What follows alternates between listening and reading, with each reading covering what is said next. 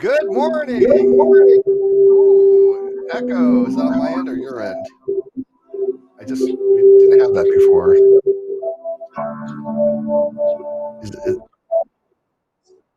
Sorry. Oh, there we go. That's okay. Hey, that's okay, man. Welcome, everybody. It is Caffeine Corner. I have my caffeine. This is my third cup this morning because I've been busy this morning after I got up. A lot of things going on, which we'll get into a little bit. But we have Cheshire with us, as usual. And if you notice, we have a guest today. Cheshire, would you do the honors of introducing our lovely guest today? Oh, I'm really happy we've got. How do you pronounce it? Because I'm gonna pronounce it wrong. You can just say Orcar. That's fine. Oh, Orcar. All right, Orcar it is, and he's here with us today to discuss Dunning-Kruger. We were talking about it before the show started. We got into bleaching your butt. It's great. This is going to be an awesome This street topic. is going places. It's probably hell, but it's definitely places.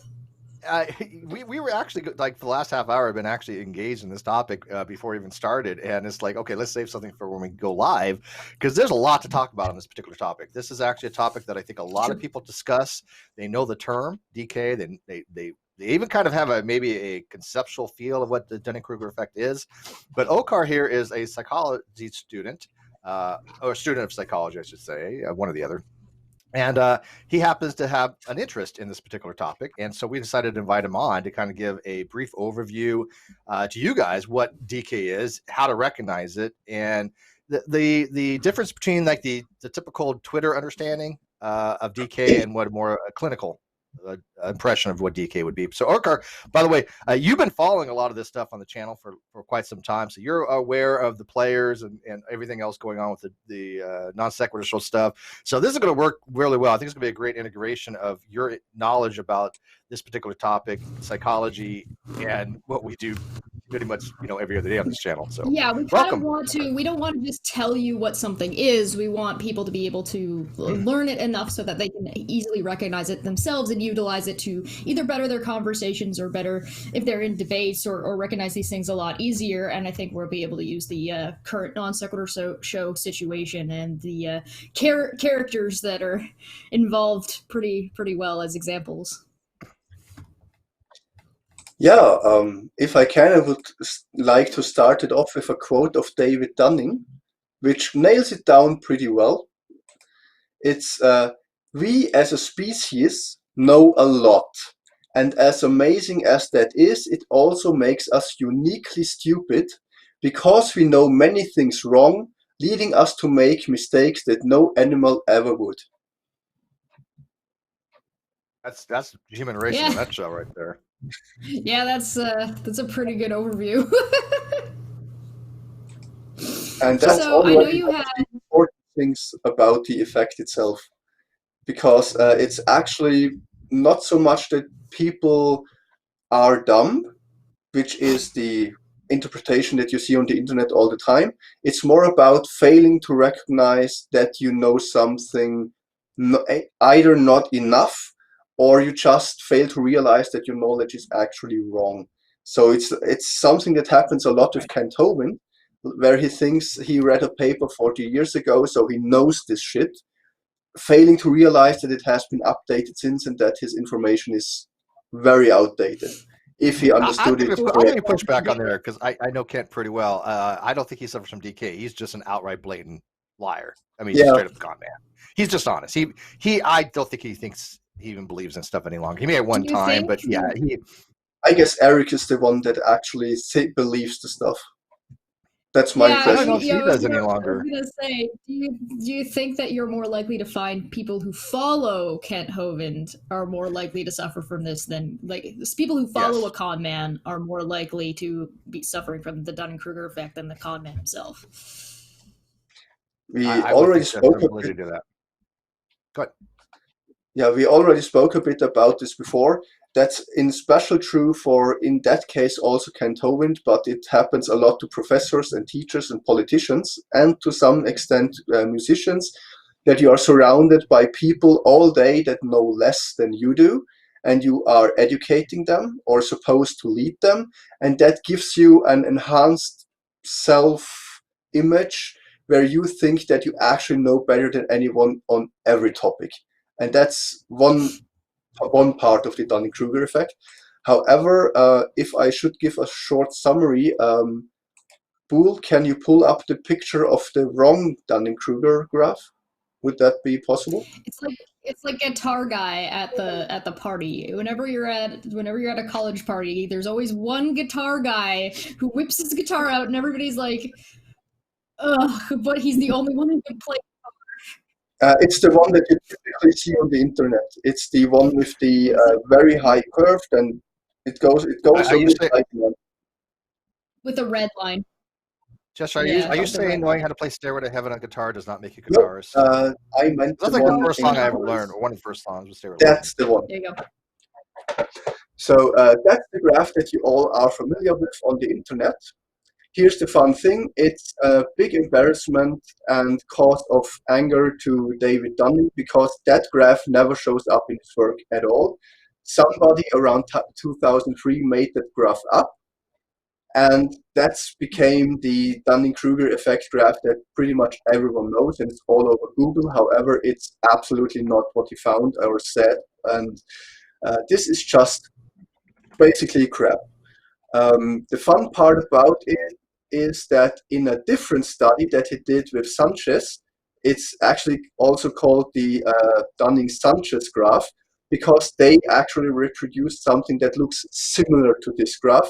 However, they did so in 2018, so quite recently. Yeah, so well, let's kind of relate what the graph is trying to show, even though it wasn't in the Dunning-Kruger study. Well, first, actually, let's go over what the study was. What were they trying to do? How they do the study?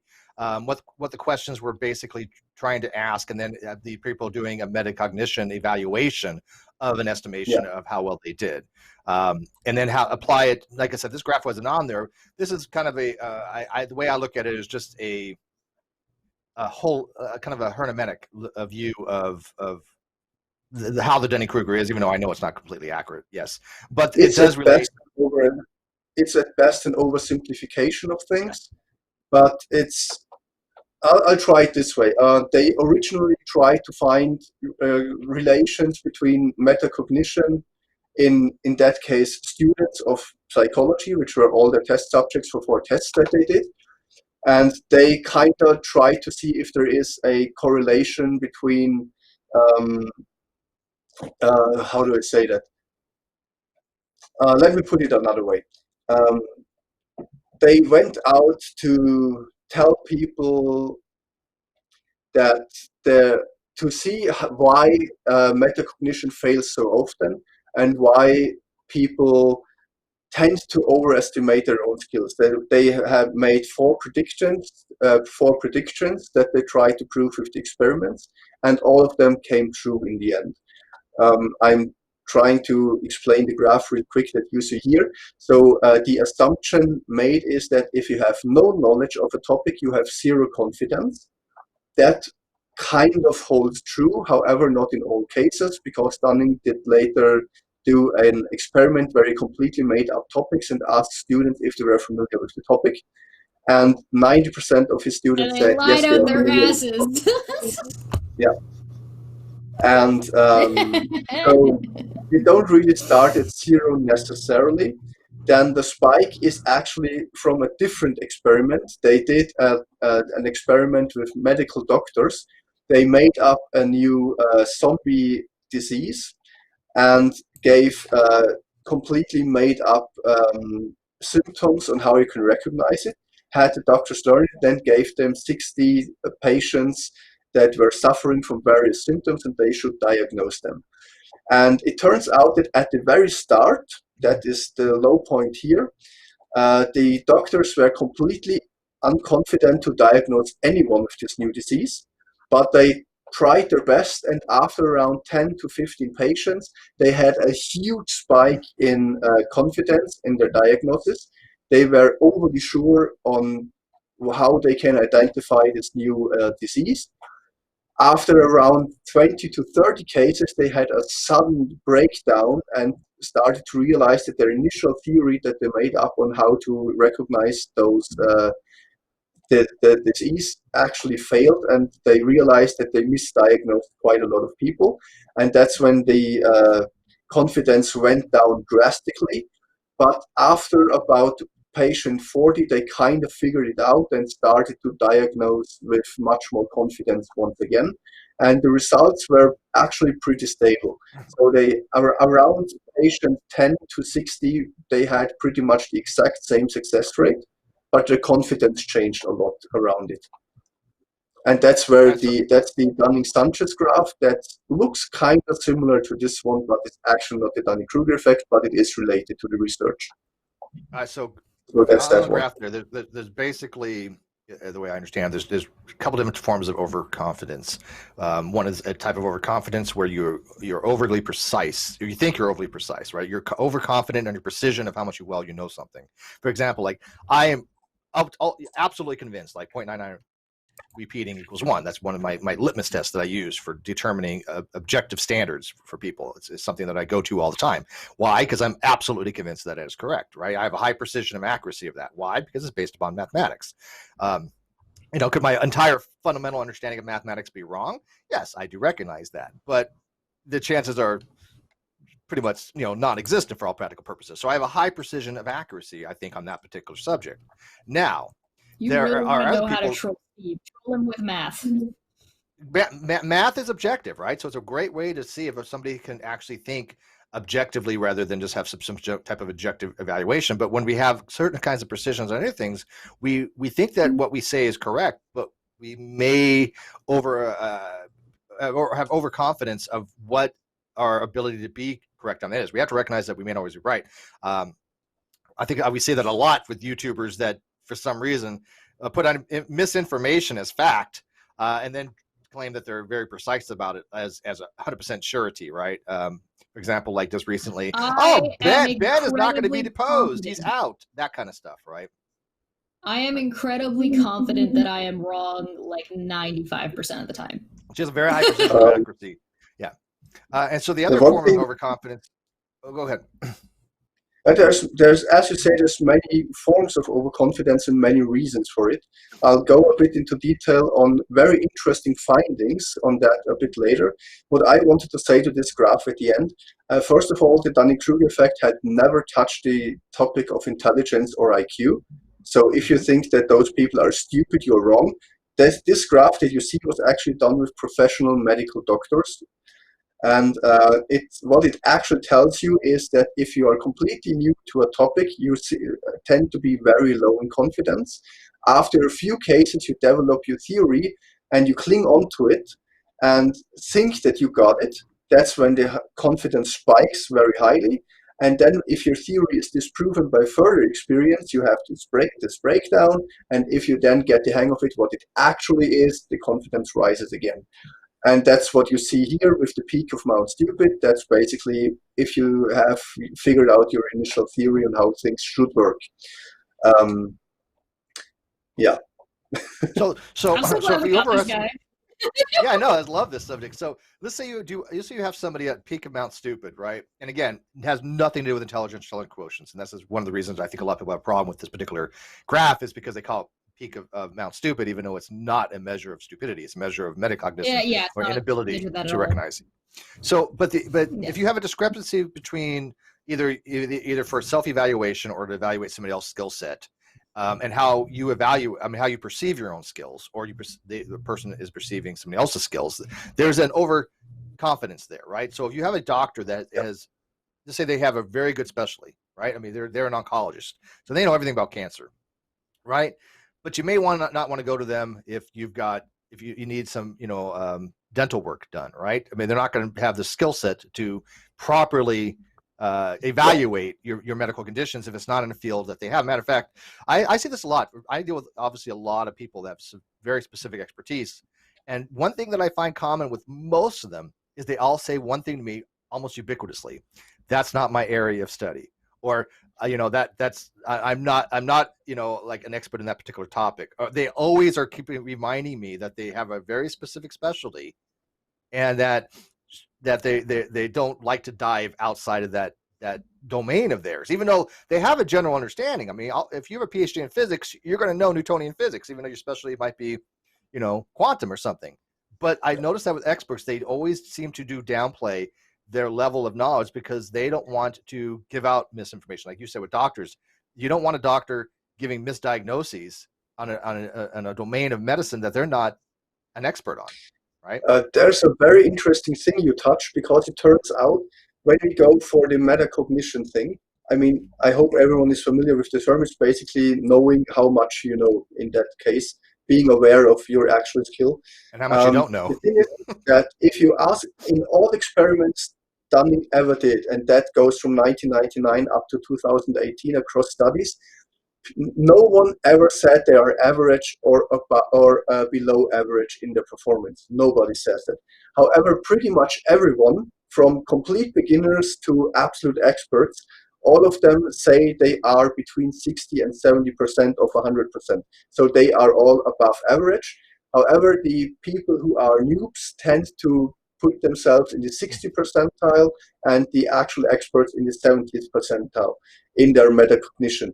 When they then do the test, it shows that the, let's just call them beginners, tend to be actually in the 10th percentile, but think they are in the 60th percentile. Meanwhile, the experts think they are in the 70th percentile, but actually are in the 90th percentile. Mm-hmm.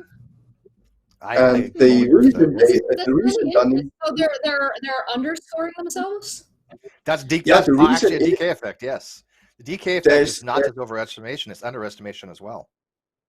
Yeah, it's actually, they have made 4 findings in their study.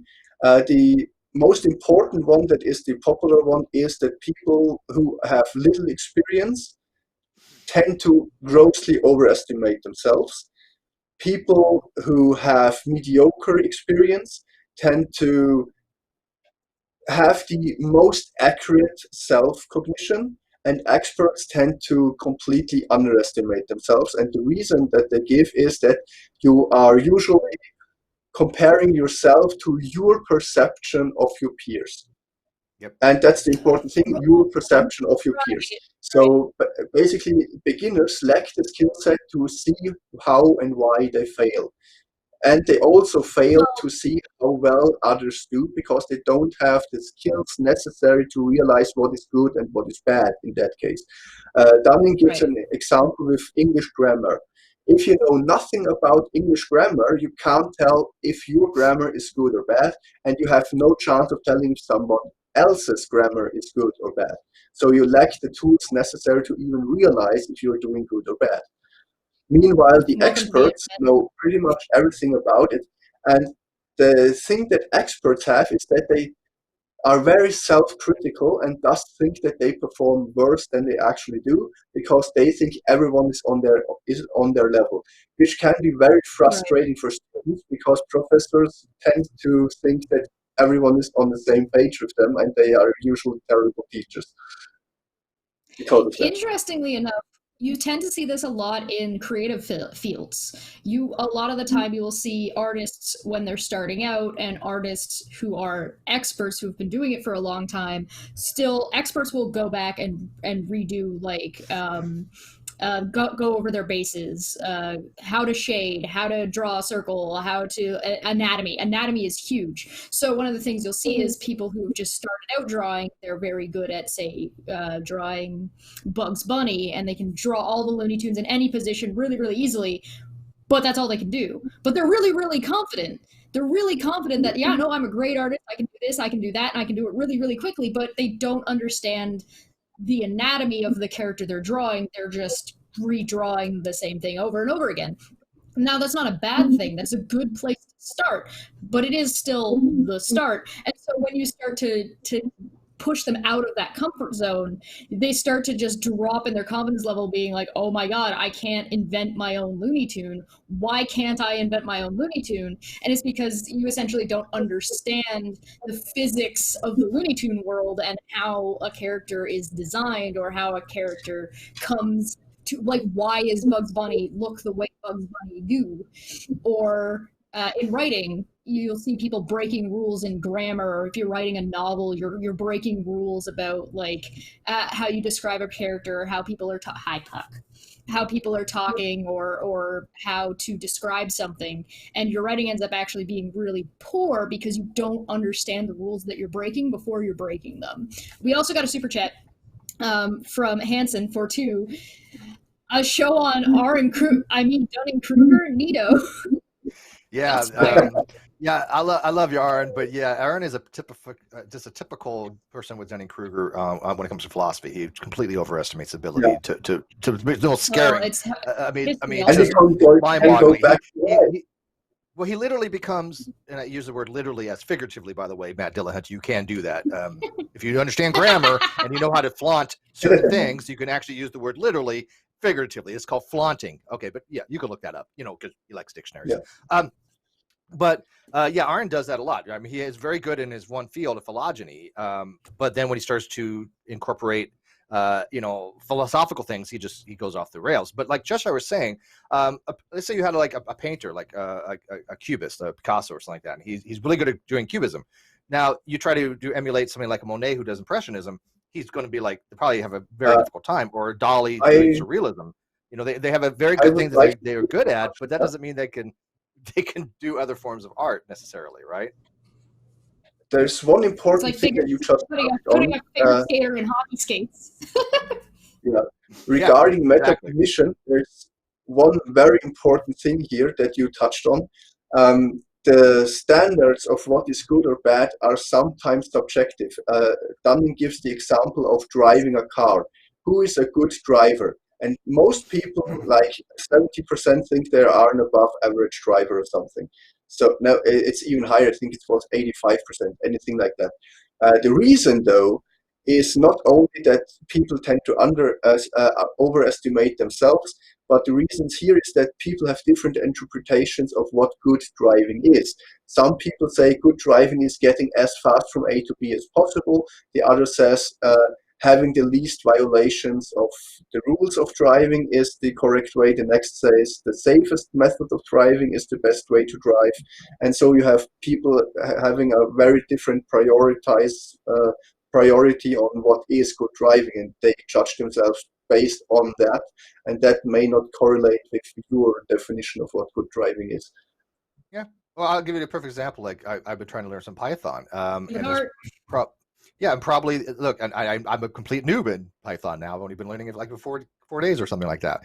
But what might be considered to be good code to one person may not be another. If your goal is to have like the most memory efficient, right? You want to have the most tightest code as compared to most elegant code or most readable code. There's different things these are all subjective evaluations of what's considered to be good code. Like for example, when I wrote my program, Dave looked at it and said, yeah, this is a fine solution for it. He may have done it completely different, right? And somebody who is a coder would go, yeah, well, Dave's is going to be a lot more streamlined or a lot more elegant or a lot more memory efficient or whatever. But that doesn't mean that my code doesn't work, right? They both they do the exact same thing. But I recognize as someone who's just learning Python, I'm not going to go teach a course in Python. It's not going to happen. Right. You did do a stream explaining it though, but you brought Boole with you. I did. I brought an expert, and this whole channel is about lay people explaining topics. That's what this channel is about. They'll show and people that as lay people, we can talk about things. What's that? We've also got the chat asking quite a bit about what does it say? Imposter syndrome and how imposter syndrome I want to go to that. We can go to that immediately. That's actually three very important things that come up with the Dunning-Kruger effect. One is imposter syndrome, one is narcissism, and one is schizophrenia. I will explain how they link in a bit, but I wanted to just mention real quick before we go any deeper is that the Dunning-Kruger effect, the original paper, was close to being retracted, and it received a lot of criticism for sloppy work and other stuff. And here's where I have to say that that goes for the original paper released in 1999. However, Dunning kept working with it and published in 2003, 2005, 2008, 2010, 15, and 2018, where he basically invalidated all criticisms leveled at him. So we'll often see people saying the Dunning-Kruger effect isn't real. It is real in a different version than in the original paper and in a different way than this graph shows. To imposter syndrome, for all who don't know, it's basically you have the skill set and the training to be a professional, but you believe yourself not qualified for the job you do. It's most common among medical doctors who have all the knowledge and all the training they need to do their job, but sometimes you get it wrong, sometimes a patient dies, and that's usually when they feel like they are imposters and not belonging there. And on this graph, this would hit the valley there in the midsection, where you have this feeling that you are not really qualified to do your job. However, with doctors, there's two ways you can go about it. Some quit because they feel they shouldn't do the job, and some learn to get over it and have communication with other doctors to see mistakes happen, and hopefully they are not lethal, but I can tell you from my experience, doctors tend to make a lot of mistakes. But luckily, most of them end up killing people. I definitely think that anybody that has any kind of technical training has experienced some kind of imposter syndrome at some point. I mean, look, I always go back to the nuke program because it's a very difficult program, and you do have to qualify. It takes several years to qualify. You're running a reactor plant. I mean, you have a 150 megawatt reactor at your fingertips that you're running the entire engine room, right? I mean, and you think of yourself, should I be here? And if you make a mistake, bad things happen. And of course, mistakes do happen. But you do think to yourself, after all my qualifications, after all the tests I've had, of all the studying I had, all the hundreds of thousands, there was like 3,500 hours, alone of hands-on and classroom instruction, and then you're in that position where you're in charge of something. And you're like, what the hell am I doing here? But when the shit hits the fan and you have a real casualty or a real emergency and you perform just to standard and you get it done, then you go. But yeah, it crosses your mind. Am I really competent enough to be here? I think everybody goes through that at some point, don't they? That's kind of a normal thing to have imposter syndrome at some point, isn't it? But how you push through it. I would refer to the links to schizophrenia and narcissism on this one, because no, not everyone suffers from that. And there's people who actually think that other people who are professionals are the imposters and they themselves know better. That's that's a fair point. I should qualify my statement. Most people with most people that would consider to be a normal psychological profile, I think, suffer from imposter syndrome at some point in their lives. If you have some kind of technical training, but like you said, there are people like not just that. I guess if you are a parent and you are raising a child, you may often also think, I'm not qualified to be a parent. That's every parent. So, that's the first time. Except the ones who are overconfident in their parenting abilities, and they're like the worst. Right. Yeah. So let's talk about narcissism, because we love this particular topic. Jessica and I love narcissists. I may need to pull up a different one now. Boole, can you give me the Dunning-Sanchez graph? It's the one with. We don't know any narcissists, do we? Do we live chat? I don't know if we really I called that number one.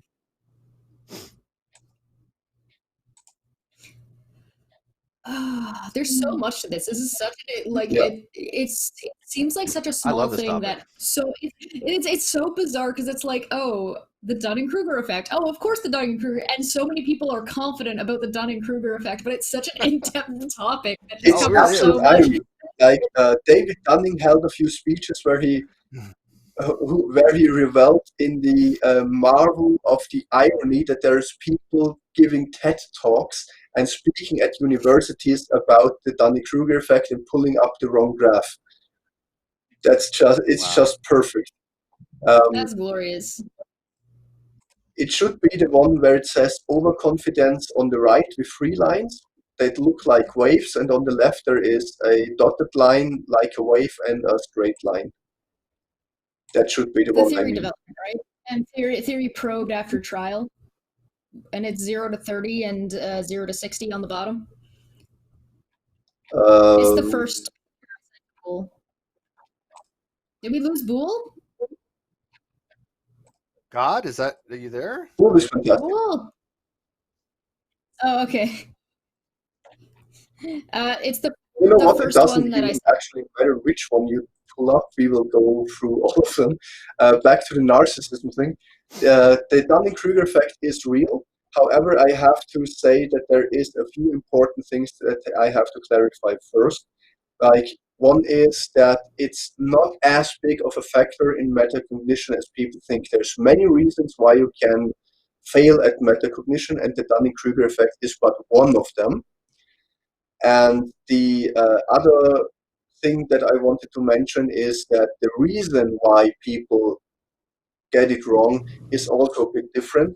As said, people compare themselves with their peers, and those who lack the tools to realize how good others do fail at that completely. And there is also a thing called,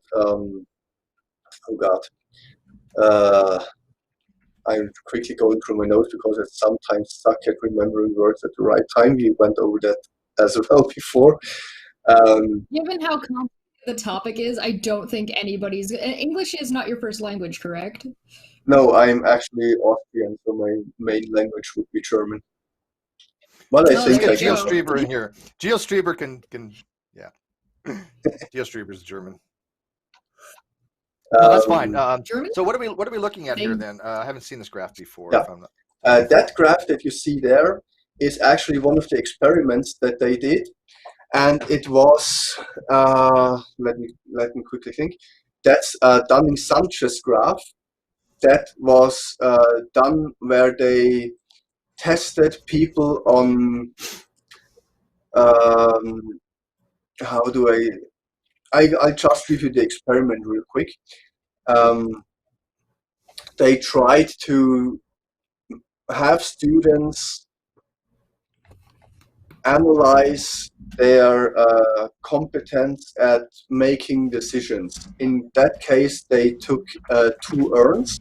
One was filled, at least they said it was filled, with 70% white balls and 30% black balls, and the other was filled with 70% black balls and 30% white balls.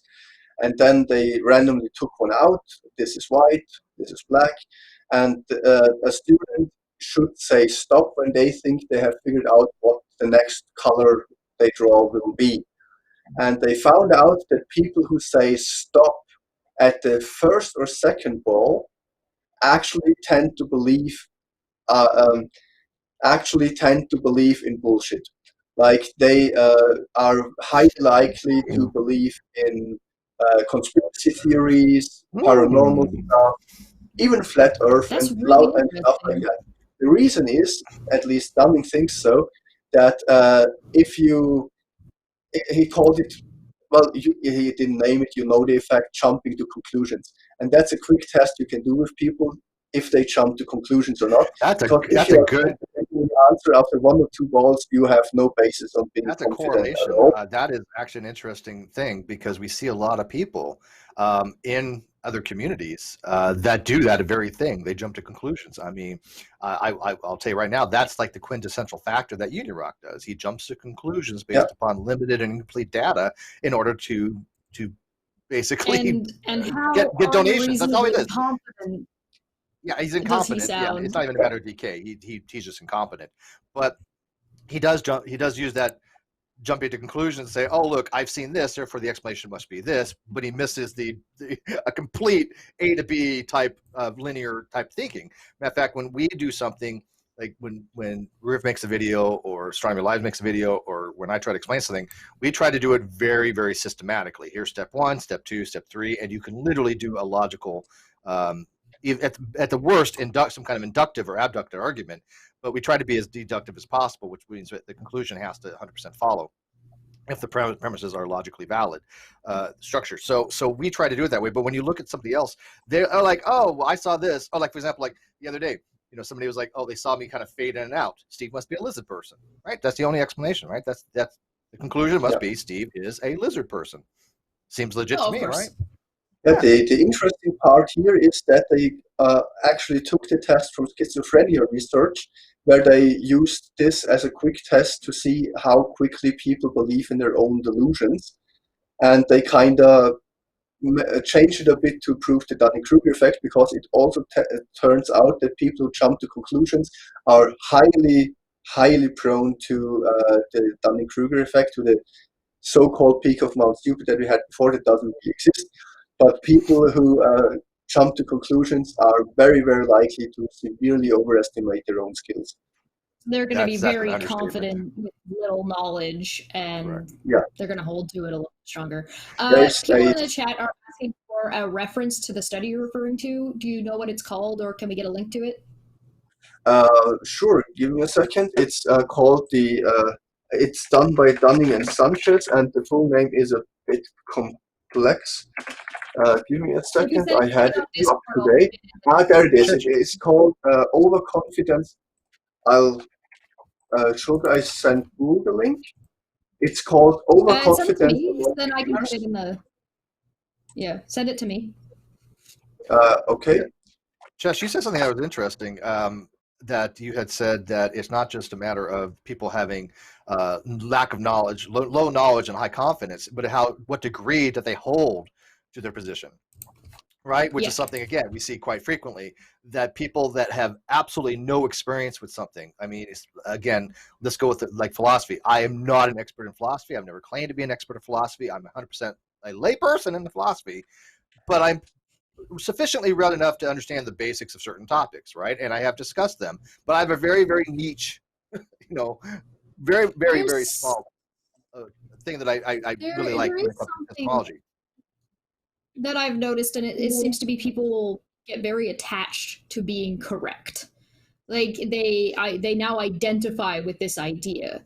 Like it was their idea, it's how they think. And so if you tell them they're wrong, you're saying that they're wrong as a person when you're not saying that at all. If I say, hey, this person lied, I'm not calling them a liar. It doesn't mean they lie all the time. It just means, hey, you lied about this. But I think it's more than that. Look at the people that have like the like the flat earth. They're invested in this, right? I mean, they are heavily invested. And when you have actually people that will have these jump to conclusions, they'll have, hey, this must be the case. There is no amount of evidence that seems to be able to convince them otherwise, right? At that point, it's almost become a delusional state to them, because they refuse to reevaluate their beliefs, because for some reason, as you said, they hang on to that as if it's like an intransient type, inflexible belief that cannot be changed ever. And I think that's the antithesis of being open-minded. People that talk about being skeptics are like, you will love the next part. Right.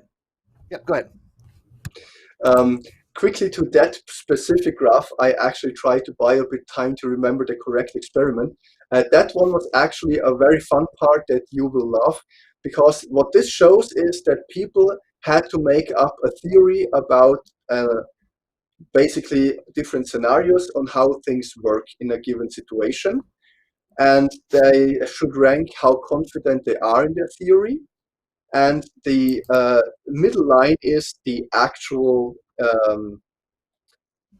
damn it, the actual you know what, I'll just explain it a different way. What you see here is people made up their own theories, then rated how confident they are in the theories. That's the upper line. Then you have the line at the bottom, which is how accurate the theories actually were. And the middle line is the interesting part. That's after they have been trained about the topic that they made a theory about. So they first had to give an initial theory on how things work, and then they were trained on the subject. And then they had to then they were trained, and then it was looked at if they now can realize where they failed. And the interesting part is here that people who were the most confident at start were the least likely to change their position after training. And the fun part is there were people that were so confident in that the additional training didn't change the position at all. No matter how much they were shown they were wrong, they still believed full-heartedly in their initial theory. And that's another quick experiment that you can do. Let's analyze the following sentence. Jennifer goes to bed early because. No, Jennifer goes to bed early and can't sleep because. And then there is 4 answers given. And you should choose the one that completes the sentence. The 4 answers are because she's nervous, because her mother is ill, because she can't wait for Christmas, or because she ate something bad or such. So you should make an initial choice why you think Jenny can't sleep. And after your initial choice, the sentence is continued because she can't wait to open the presents under the tree. So now it's pretty much clear answer 3, because she's waiting for Christmas, is correct. And the test that they did is how likely are people to change their position after they read the full sentence.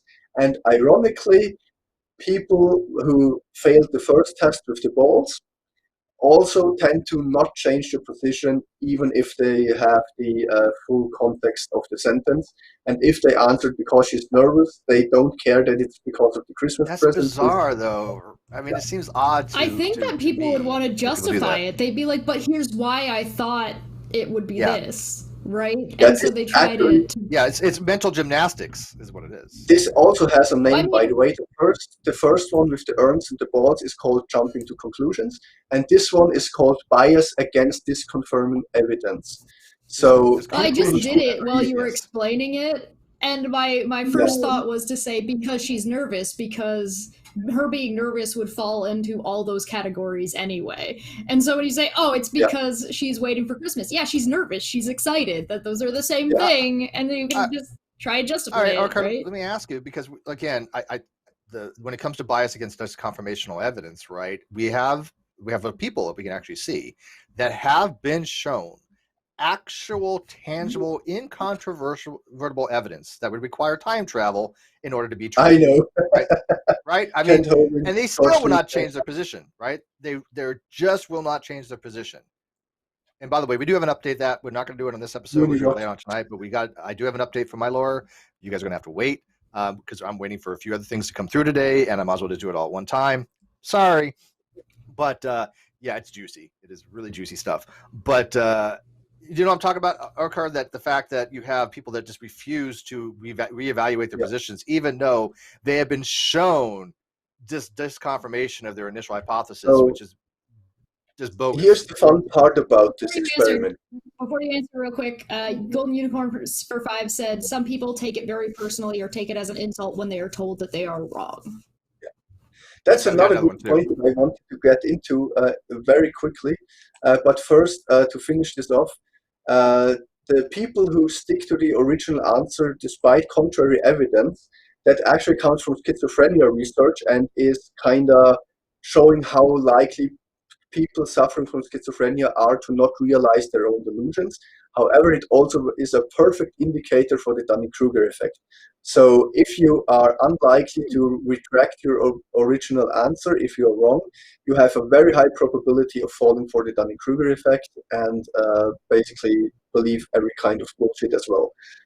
They tested this with, one of the criticisms leveled against them was that they only tested university students and not the general population, so they did that in later tests. And they found out some very interesting things. One, men are slightly more likely to fall for this shit than women. Slightly, it's not much. Sexist. Much more importantly, though, it has a lot to do with your upbringing.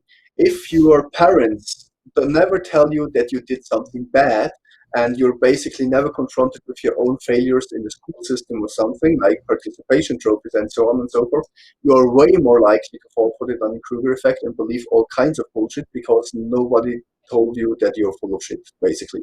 So you never had to deal with Yeah. being wrong because nobody told you you're wrong. And the third thing is that it is a cultural thing, because individualistic societies like Western societies are way more likely to fall for the Dunning-Kruger effect than not Eastern collectivist societies like Japan or China, because there you are much more likely to identify with your peers and much more likely to actually judge yourself correctly. So that's how So- you get something like Trump. You have people who are Yeah. falling into the Dunning-Kruger situation who are also more likely to be conspiratorial, as well as not recognize their own errors, Yeah. or they get attached to whatever it is, so they just start doing these mental gymnastics, and that's how you So get like the extreme. to give That's how the you get the extreme like Trump supporter. to give the promised connection to narcissism and Kyle here, the thing is that all of this is interconnected. So if you are falling for these tests, you're not only more likely to have schizophrenia and follow delusions, you're also more likely to follow conspiracy theories, paranormal stuff, and basically bullshit. You are way more likely to fall for the Dunning-Kruger effect, and you have a higher probability of being narcissistic. Because if you're narcissistic, you tend to have a very low opinion of other people and a very high opinion of yourself, which basically is the perfect situation for the Dunning-Kruger effect taking full effect. Okay, so, And so let's that's take my let's take Trump theory. as an example. Use Well- Trump as an example for your thing, because I Well, think he's the Trump, quintessential example- narcissist. Well, most politicians are, to be honest. You kind of have to in the job. With Hey, Trump, Chris Attlee, he called you a narcissist. You guys know. yeah, with Trump, I'm not that familiar. I mean, he has a bachelor in economics, but he thinks he can speak on basically every topic ever. With he is extremely confident, so there's definitely a high cognitive bias there. I'm pretty certain that he doesn't realize how wrong he often is. That said, I think that's something that really most politicians worldwide suffer from, because if you are in a leadership position, there's one basic instinct we humans have: follow the guy who is most confident. Because if you don't know, as we said with the Dunning-Kruger effect, you lack the skills to realize if you're wrong. And if let's say most people are actually aware of their own ignorance and say, okay, I don't know anything, but I also can't check if you are telling me the right thing.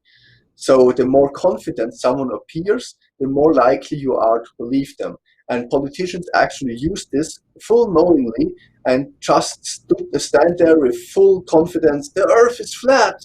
Because if they say it with enough confidence, they know people will flock to them and believe them, which is the same with cult leaders and all kinds of bullshit speakers. Brent Holman, that example. Yeah, I or don't think Kyle. Trump realizes he's wrong either. I think Trump actually fully believes his own bullshit. He believes he is the smartest man on the planet. So Less Peter Guitar Jam for 20 DKK. Dance Monkey Dance, the Donkey Kong effect. yes, Yeah. dance monkey dance, exactly. So let me give a more practical situation for you, occur that you can evaluate. For example, let's say there is something that happens, like a casualty, like in the military, Navy, Army, whatever. David was in the Army, but you have certain types of training that you have to do, right? And somebody has to usually take charge on a casualty event, right? You usually have one person, the man in charge, or the control point, or whatever the situation is, and a lot of people that will step up for it may not be qualified to do so. And that's where a little bit with the imposter syndrome comes in. Even if you are qualified, you take charge and you think, am I doing this right? Am I making sure that this is handled correctly? And you do it all the time. I mean, anybody who's ever had even a mid-level manager position has gone through this, right? I mean, you have to have this error that you know what the hell you're doing, whether you do or you don't, but you have to have results. And do you think, though, there are a lot of people that are narcissists that want to be that man in charge, thinking that they do have the skill set to do that, and then fail miserably when the results do not come to fruition? Because I've seen this more times than I could ever count and relate to you in single lifetime. Yeah, I would like to compare that with a deaf person singing, because in that case, the narcissist has no chance of realistically evaluating his own skill, and he just couldn't possibly tell if he's doing something wrong. All he Right. knows is that he's the bestest ever, and because he's the bestest ever, he can do everything better than anyone else. Even if he fails, he thinks he's still better than everyone else would have performed in that situation, because narcissists not only tend to have a very high opinion of themselves, but more importantly, a very low opinion of everyone else. Because you might notice, as in everyday life, we have all narcissist tendencies ourselves, just on a low key and much less than an actual narcissist. But how often have you, say, found a colleague standing at the coffee machine drinking coffee and you thought, that lazy bastard? But you don't know if the guy is actually in his head solving a complicated problem that makes the company millions or something, because you can't look in their head. And we also tend to put much more value on fuck-ups than on successes. So we are more likely to keep in mind all the situations where our colleagues fucked up and forget when they actually were successful. But for ourselves, we cling to the successes that we had and forget about the failures that we had. And this way we have a very warped perception of ourselves and our colleagues, and that feeds into that entire Dunning-Kruger thing once more. You're muted. You're muted. So I have sakes. So I have a question of that kind She'll of get the hang of relates this to one this these days. and how it one day how it relates to a little bit to politics, but also somebody brought up how this works in groups, if like how groupthink is affected by this. Oh yeah, as well there's as so much to incel. talk about. There's so much. Okay, so first one I'm gonna ask. I'll start with this because it kind of follows a little bit better. Jackson Wheat just tweeted out, "I'm fuming. The cult of Trump is arguing that scientists aren't to be trusted, that science should be ignored. This is anti-intellectualism from literally the highest position in my country." So is it sort of part of the narcissism and the Dunning-Kruger that leads to, because what I've noticed is a lot of flat earthers or Unirock's group of people, Kyle, that whole spiel, don't actually bring anything to the table. All they ever do is be like, yeah, but you're wrong about this, or they try and poke holes where there aren't any. So they don't actually bring anything. That's a prime example of the Dunning-Kruger effect. Like in that case, it's you don't know the science. You cannot evaluate and judge the scientist's work. You fail to recognize brilliance. All you see is that scientists admit to being wrong, and you think, hey, they are wrong too, I'm wrong too, who are they to tell me, because they don't know shit either. That's the thinking that goes on. Because as I said, that's a very important finding of the Dunning-Kruger effect also, by the way, in later studies, not the original paper, that people also fail to recognize brilliance. There is many examples and case studies of Nobel Prize winners that were fired from their universities originally because they had completely wacky out there ideas, or of chess players. Like they did a very interesting test where they had the best, no, not the best, all nationally in the US listed chess players and the rankings, and they asked them about certain chess moves that you can do, and they had to rate the moves that others of their peers made in their situation. The fun part is that the best moves by far were done by the, of course, highest ranking people, like the top 10, but only they made those moves, and everybody else thought those moves were complete bullshit because they are so far out there and they failed to see the brilliance behind them. And that's a thing that's also very important in this topic, because normal people don't know the science. How can they even realize how brilliant science is? How many people pay attention to the extreme complexity that you can turn on a light bulb and it works? There's so much going on, people take it for granted. All they see is, oops, scientists made a mistake with that prediction, so everything's bullshit now. And Well, there's a couple things on that. When scientists make a hypothesis, they're usually, again, they're looking for this confirmational evidence. So when the scientist is wrong, that actually leads to better science. They're not talking about, you don't often hear, unless you look at the tabloids, you don't often read things in the news, Einstein's theory of relativity disconfirmed, or, evolutionary theory disconfirmed and is invalid. You don't read things like that. You read about scientists who have an idea about something, a possible hypothesis, that have now evaluated it and said, okay, this is not the case, and they come up with a better model. But as we talked about earlier, before we went live, is that what a lot of things we see is we expect people to know things that they don't know. I have a bad habit of this. I do recognize it. I've had this all my life. Things that I thought were common to people, I have found out over the decades are not common knowledge. And this is a very difficult pill to swallow, because most of us here are generally decently educated or decently well-read. We're not, starting from the origin here on these graphs. We're not like 0, no confidence, no knowledge. And nobody is at 0. Yeah, everybody has some kind of context of something. Yeah. What's going on. Yeah, exactly. So when we see people that don't have the basic stuff. What's that? Okay. I was just trying. The thing that's also a thing of Dunning-Kruger effect, it doesn't apply across the board, and it doesn't apply to all topics. That's also a thing you spoke about beforehand, because in everyday situations, it's most likely to occur. Like if you ask a random person about Chinese grammar, they will not overestimate their own skills because they know they don't know anything about it. It most often occurs in topics that are kind of relevant to everyone, like how good of a driver you are, how good is your skill in your native language, politics, how many people feel confident to vote, be able to vote, and know nothing about politics. So that's areas where it happens a lot, but it rarely happens in more unique topics like, say, cardiology, because most people say has to do something with the heart, I guess, and that's that, and they don't evaluate their knowledge high or something.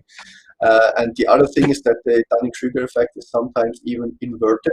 We spoke about coaches in sport, where the highest performing people know the least about what they're doing, and the people who know the most about how it's done perform the worst because they lack the physical capabilities to actually pull it off, despite knowing how to do it right. I see that quite frequently. So let me give you an example and see what you think of it. Again, I have a very niche things that I talk about, and I go into these Facebook groups, and a lot of them are like these, consider themselves to be high functioning, genius level atheists that understand reason and critical thinking and logic and philosophy and epistemology and science. Come to find out that's not the case, right? And so when like you said, when you have something that's way out there, like for example, when I show them what I've written as my blog, which is not that high level stuff, but it is basically not the average what people would know. So they go to my blog, they read, for example, like my WASP argument, which is the weak atheist special pleading argument, which is still 2 years later still unassailed. They just think it's gobbledygook, right? They'll just pass it off by, oh, you're just a moron. That's complete nonsense. And then when you ask them, okay, why is it nonsense? What is it about it in your evaluation from your understanding of these topics that make this nonsense? And I swear to you, I have never, to my recollection, have gotten a single decent answer to that question about what is wrong with it, because they don't have the skill set to properly evaluate it, and they don't recognize the metacognition lacking for them to evaluate their own limitations of what their skill sets are. This is something that I see one of the daily. things we should probably do, speaking of knowledge that people may or may not have, metacognition. It's pretty self-explanatory if you understand what those words mean, but that's probably a term a good number of people don't know. Yeah, just sure. You have your cognition, then you have anything meta is going to be like the next level up, right? Let's think of it as like a hierarchy, right? So physics, and you have metaphysics, right, which is going to be something about the physics. You have like data, which is your actual code. Then you have metadata, which is information about the code. Language, English, German, or language. And then you have meta languages, which are about the language itself. So there's these things like metacognitions, which is about the cognitive abilities that people have or lack of to properly evaluate their own skill level and others. And when you have people saying, hey, Steve, you're just by fiat wrong because they think their skill set is so high, when people that are experts, people that are actual logicians, people that are actually philosophers go, there's nothing, I don't see a problem with this argument. I do run these by experts, right? And they say, well, that's just appeal to authority. That shows me you don't even understand the topic if you're going to call that an appeal to authority fallacy, because it's definitely not. Well, you also you don't understand your fallacy. I want to quickly jump in. We got a super chat. Golden Unicorn for 5 says, giving credit to Chesh for my last point. She briefly mentioned it. I just elaborated. Yeah, I'm simping for her. Thanks, Sam, I just want to quickly jump in here before it gets forgotten. One thing you said, Steve, that's basically the same thing we talked about on a different level, because of course everyday people won't be able to realize the work of average scientists either, for the exact same reasons why average scientists don't recognize true genius, very often at least. The other thing was about groupthink, how that factors in. Yes. Interestingly, it factors in a very weird way. There were different experiments done on this. Like one experiment was they were asked when the Brooklyn Bridge was built, and they had to give an answer. And then somebody in the group would give a different answer, and they would see if the person would change their answer, how confident they are. And it turns out that very often you will change your position if someone spouts something with confidence, even if you know that it's wrong. Right? We've experienced this. We make it. And by the way, this is how gaslighting I used to works, experience kind of this thing, at my by the way. workplace all the time. When I used to work my last job, I'm trying to think. I used to work in locates, and so there were rules you needed to follow to make sure that underground infrastructure wasn't damaged. And so when people dig holes, you need to find out if there's any infrastructure there, and yada yada yada. Dear God, were people so like, would they latch on to like what was or was not a rule? There was one rule that was going around that were like, oh yeah, no, if it's like about this far away, you can do this, and if it's this far away, you have to do this. And I was like, where the fuck did this come from? And so I literally tracked it back all the way to another, because this was a newer location that had opened up and a newer company that had opened up doing it.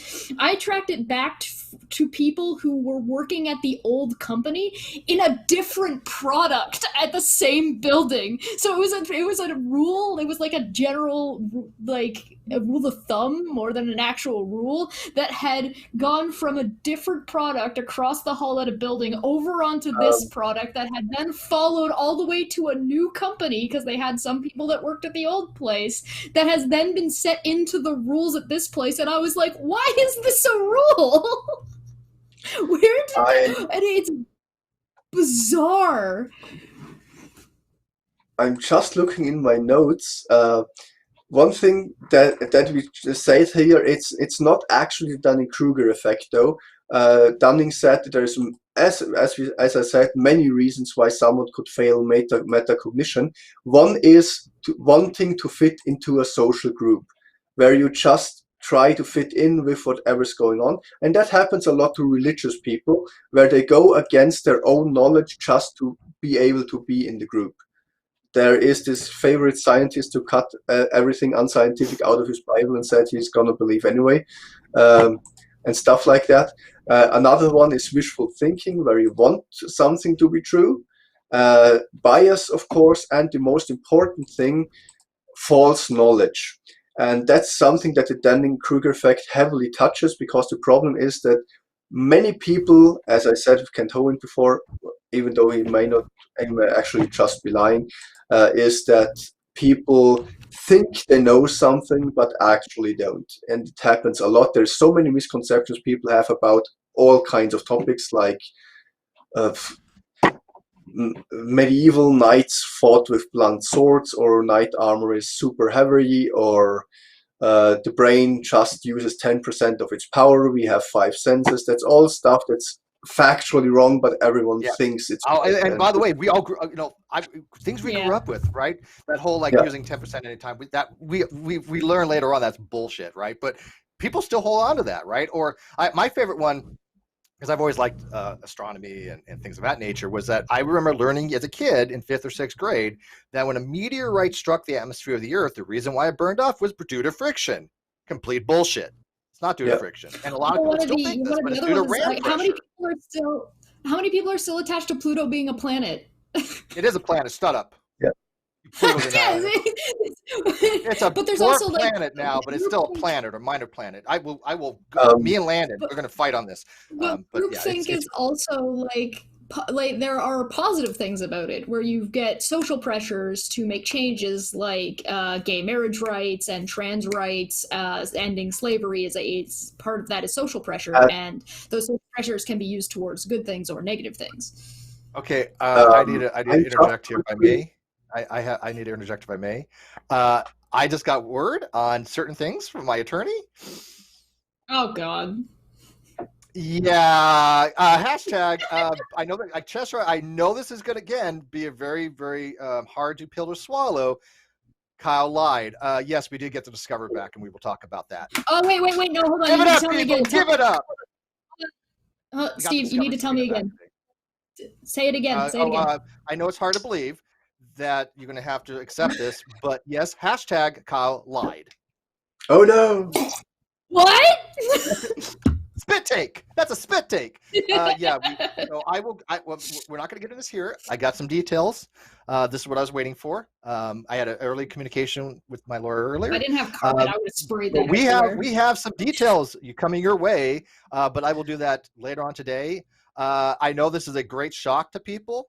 That altered evidence was submitted to the court. Hashtag fact. Hashtag 100% confirmed by Zell and now Discover. Oh no. So I will just throw that out there as a teaser because I don't. Can I make a quick joke to the teaser? Because I just remembered one that fits the situation perfectly. If Kyle has some metacognition, the following thing will happen in court. The judge will ask Kyle, "How do you feel, sir?" And he will say, "Like a bride at wedding night." What do you mean? I know exactly what's coming. I just don't know how long it is. I know my audience is shocked at this revelation. I like that joke. Yeah. So this is an ultimate teaser for what I'm going to guess is going to be. We're having another stream tonight. Is that what I'm hearing? Oh, we're having another stream tonight. Okay. Noted. I got I got 2 emails today. I've got to parse because there are a lot involved in it. But I want to at least give you guys that information. I literally just got it 2 minutes ago. So I need to tell for Rez, anybody by the way. who doesn't remember, by the way, a year ago, everybody gave there were a lot of people. I don't want to say everybody. There were a lot of people in the comment section of like the deleted comments on Non Sequitur, on the Tastecraft ones. If you guys remember when I went through those on October 1st or 2nd, whenever I did that. There were a lot of people giving Kyle the benefit of the doubt of being like, listen, you're just making a mistake. Like, you'll come on, figure this out, bruh. It's just make it right and it'll be fine. And here we are over a year later. And people are like, what? Kyle lied? No way. When this first happened, people were like, no, Kyle wouldn't lie. There's got to be some kind of going on, some kind of issue. Like, no, he's just a piece of shit. Sometimes the simplest answer, right? I just want to make a quick check if Boole is still with us because I need the actual Dunning-Kruger graph too. That would be about, I think. That's the one with the 3 lines. This one? Okay, so actually... Okay, that will be the last one that I think I sent. Yep, the last one. That one. Sorry, okay, we got back on focus. I'm sorry about that. Let's get back on this topic because we will go over this later, guys. Huge, massive information. We've already gone back. Steve's the only one still going here. Yeah, but I couldn't. Look, I couldn't even wait. I was gonna I'll tell you guys later. So but excited. I love you guys, and so I have to just blurt it out. I can't hold on to it. But we'll give the details. Actually, can we use what we're talking about for Dunning-Kruger with the analogy of what had originally happened with Non Sequitur? Let's take the time. Let's take the clock. We're gonna go back about a year and a half, and we're gonna talk about Jimmy and GE and GE's wife. How this accused me of crimes that I didn't commit just to cover up this fraud. Okay. How they may or may not have suffered from these narcissistic Dunning-Kruger, where they may fall on this graph situation. Yeah. Please. For this graph, this has to do with groupthink. The experiment was the following: people the students made a test. Had to judge how they think they did on the test.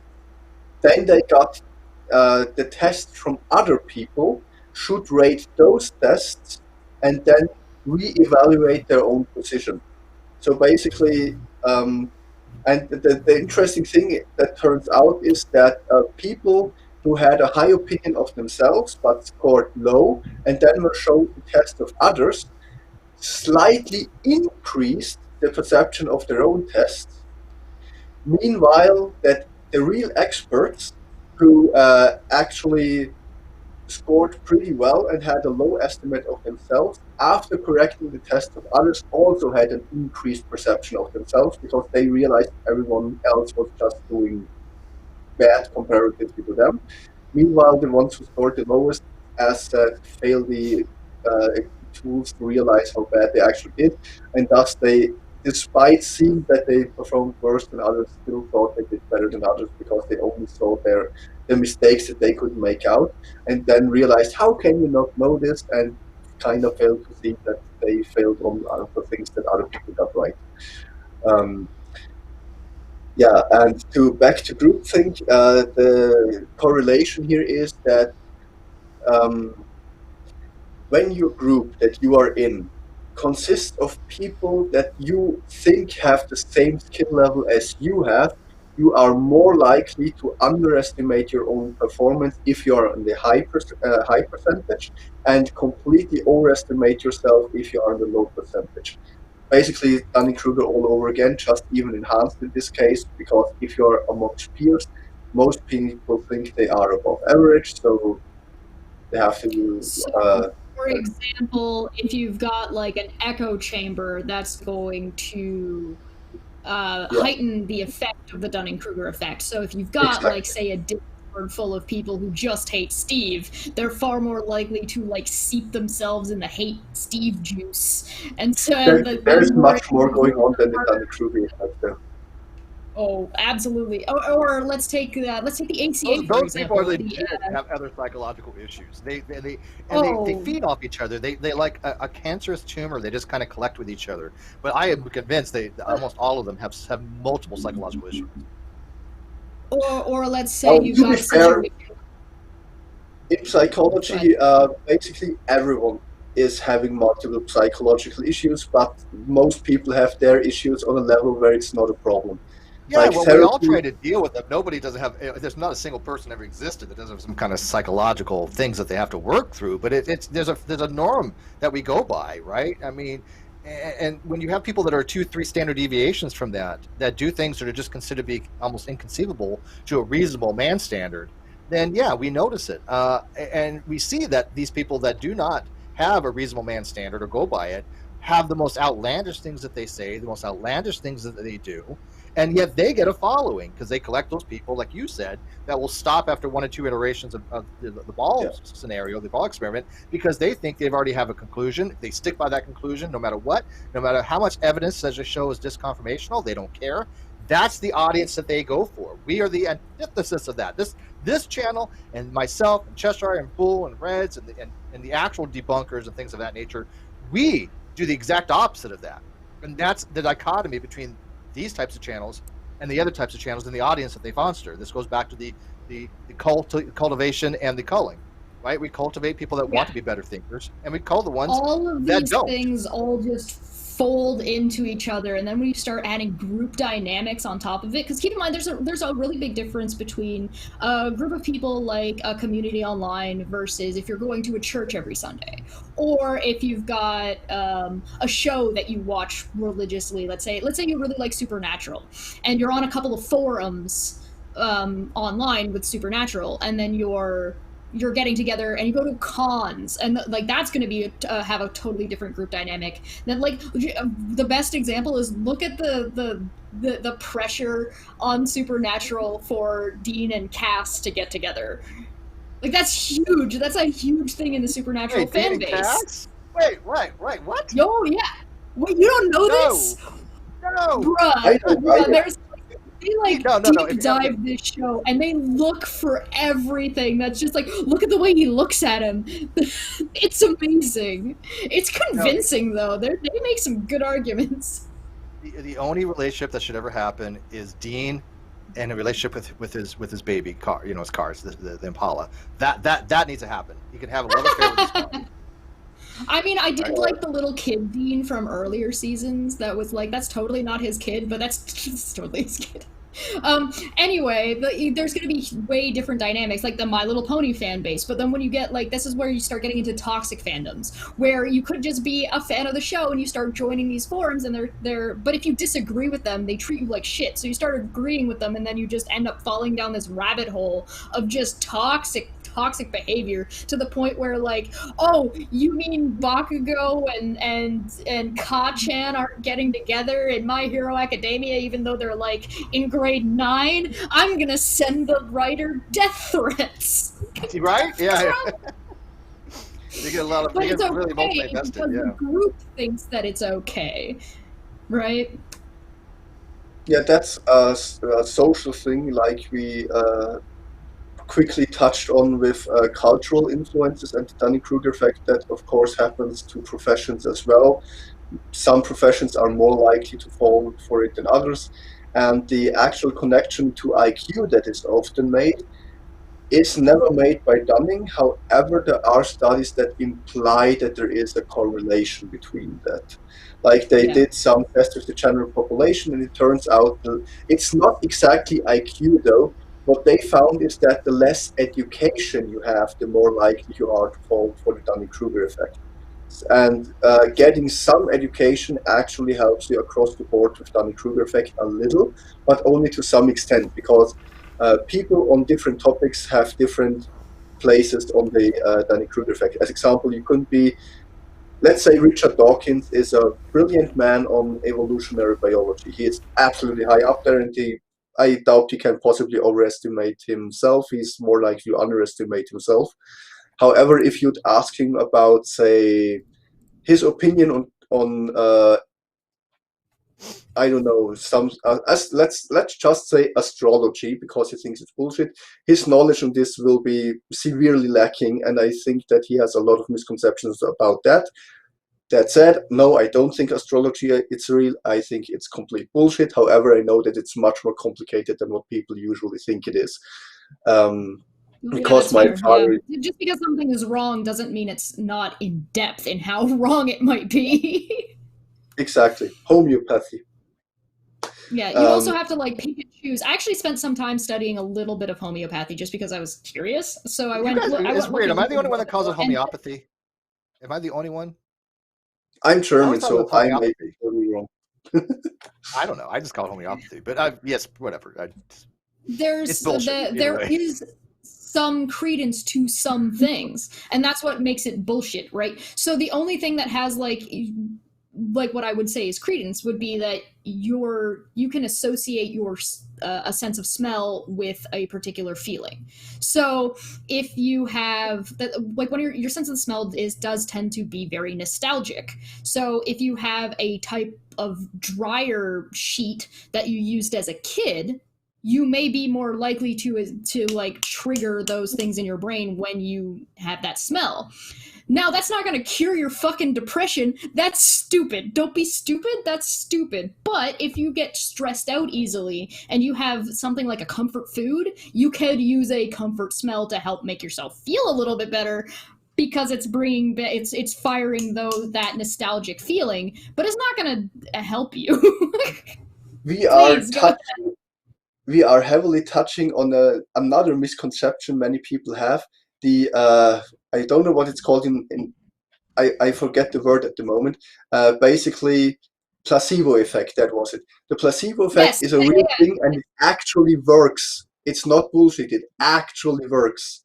That's a real thing, and I wanted to stress out, absolutely because psychology has a huge impact on your health.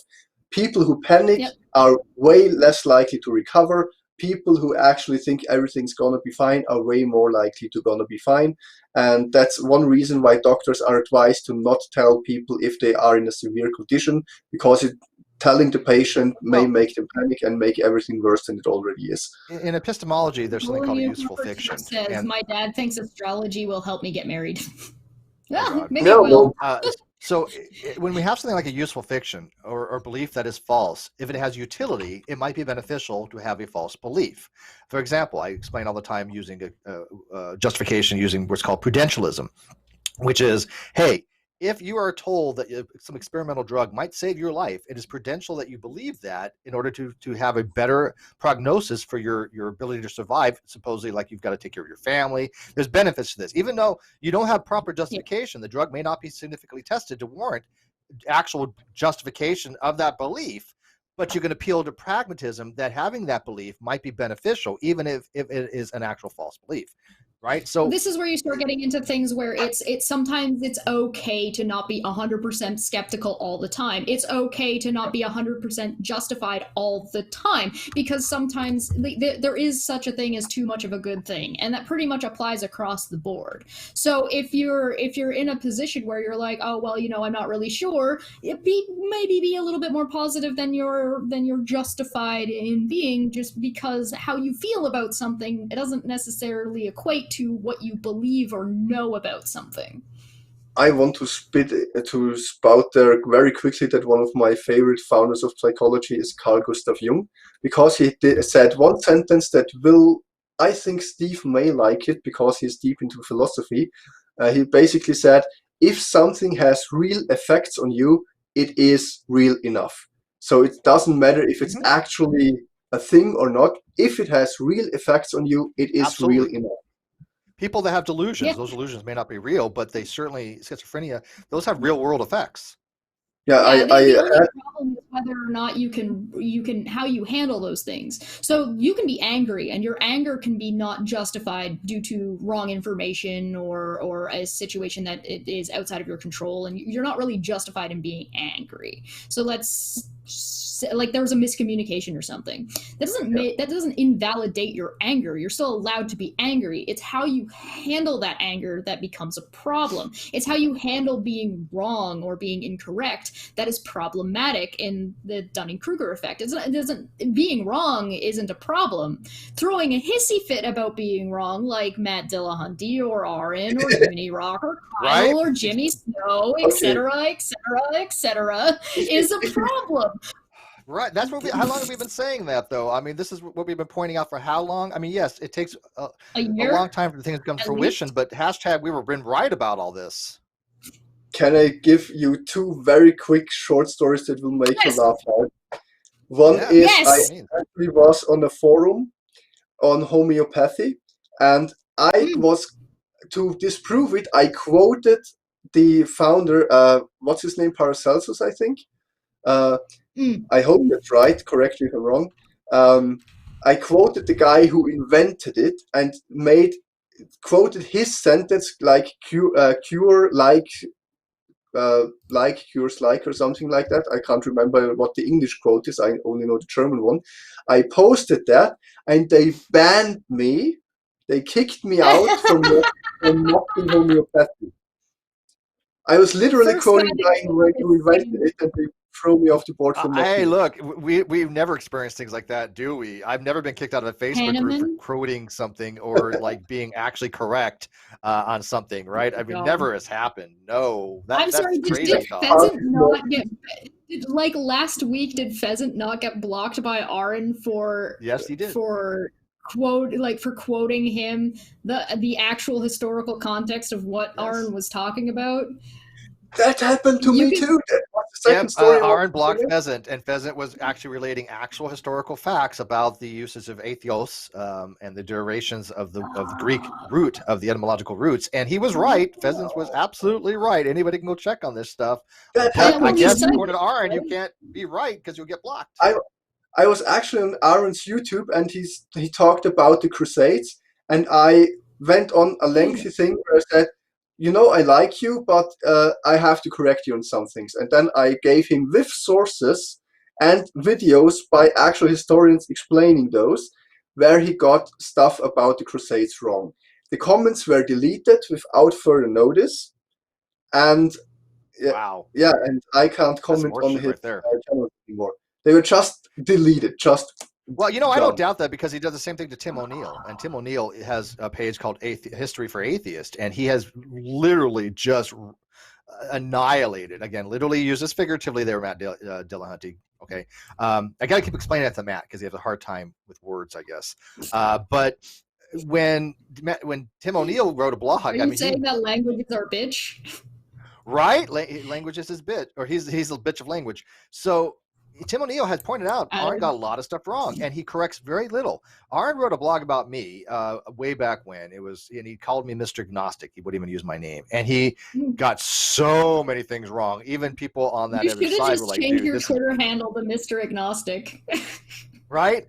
But even people that were like not even big fans of mine were like, dude, this was crap. And I wrote a blog in response, and it was more of a Jonathan Swift style kind of. We talked about this on a video, didn't we? Yeah. I feel like I remember bad. this, and we talked about it in a video, and I said this sounds like it was written by a 12th grader. Yeah, it was really, really bad. I'm not nice. I'm not a nice person. He also, you gave him listed sources with corrections, and he deleted them. Yeah. Well, I mean, I do the same thing. I've given him sources, right? I mean, and yeah, but nobody likes you, Steve. Fair enough. I just went over my notes, and I wanted to touch on something very quick that we kind of touched a little bit.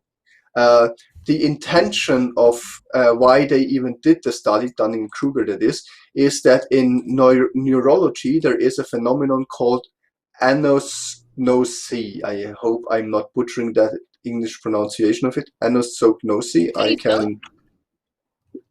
Hey, spell it. I send you the word in Discord. I have no idea. That's it. I'll put it in the chat.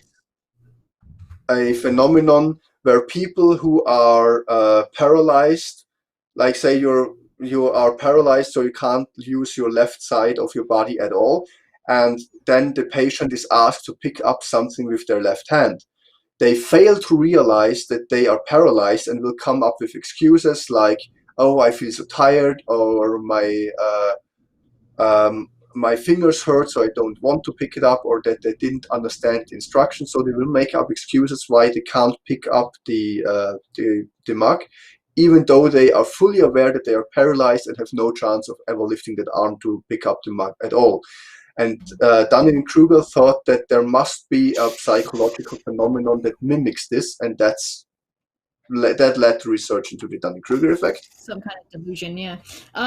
Godless Comer for 5 says, sounds a bit like Nathan Thompson's Flat Earth/Globe discussion Facebook group when you get kicked off if you post evidence for debunking Flat Earth. It's a sad day when you describe something that happened with R and Ra and equating it to Nathan Thompson.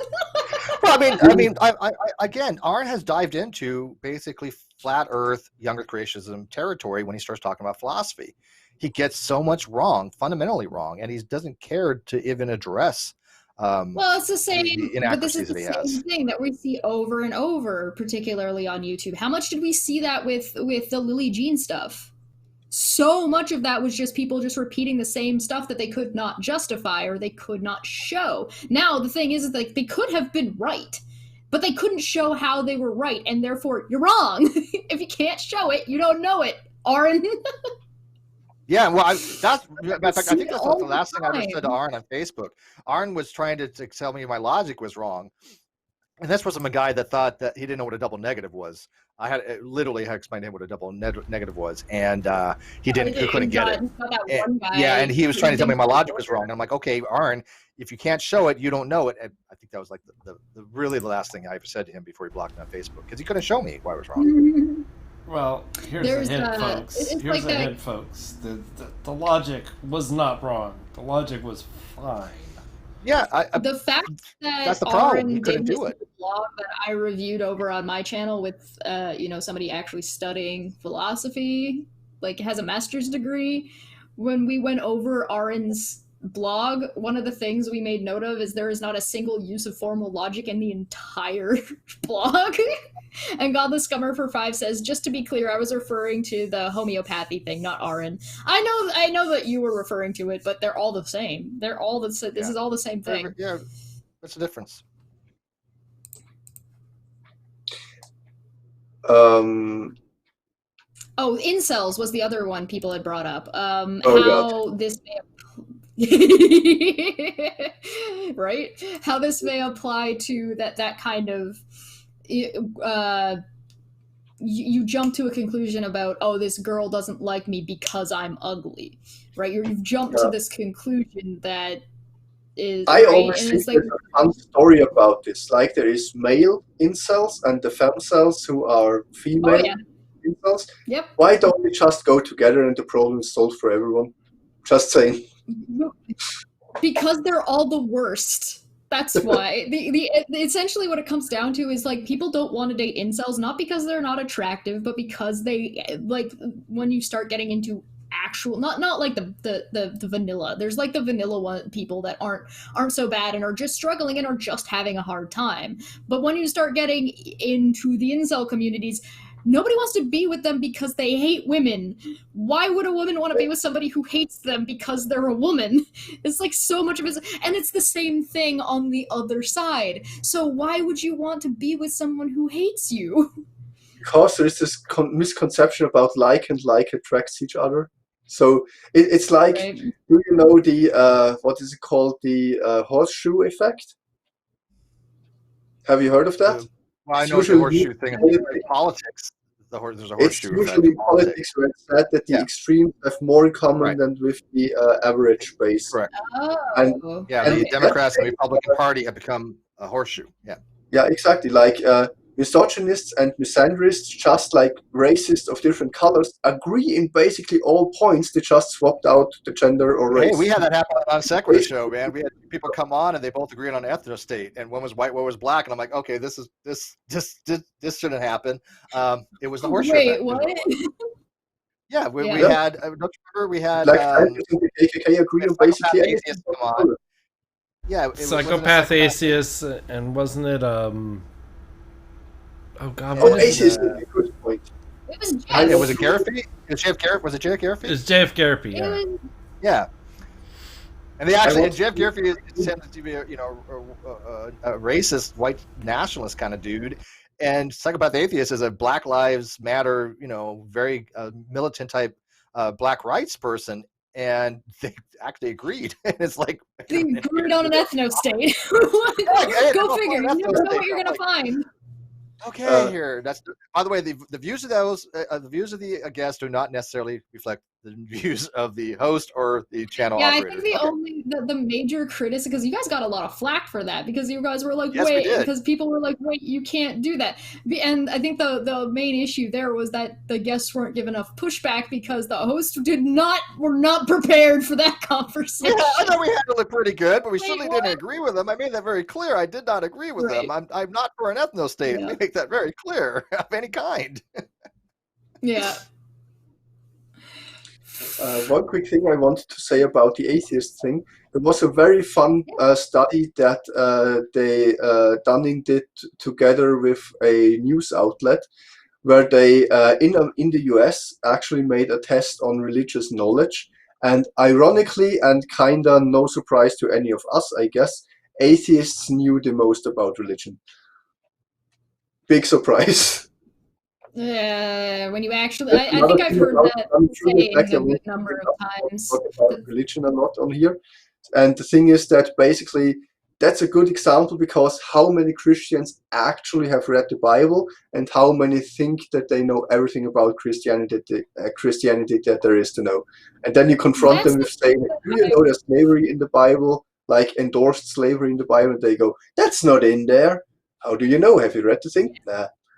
Well, here's a teaser. We actually that I tend to ask to people when I'm having this conversation more in my real life. I don't tend to have this conversation online because I don't care to, but because some of my family is quite religious. One of the questions that I tend to ask them is, how much do you know about the history of the Bible? Not the history that's in the Bible, not the history described in the Bible, the history of the book itself. And it's just usually the answer I get is like almost nothing.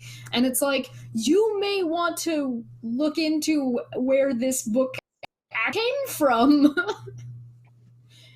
Kind of interesting. Little teaser: the next episode of Agree to Argue is going to be on biblical slavery with Dr. Josh Bowen from Digital Hammurabi. So that's going to be of interest. Hey, Dr. Josh! I love Dr. Josh. I have clarified with him that I think him and I share the same opinion. I'm not a biblical.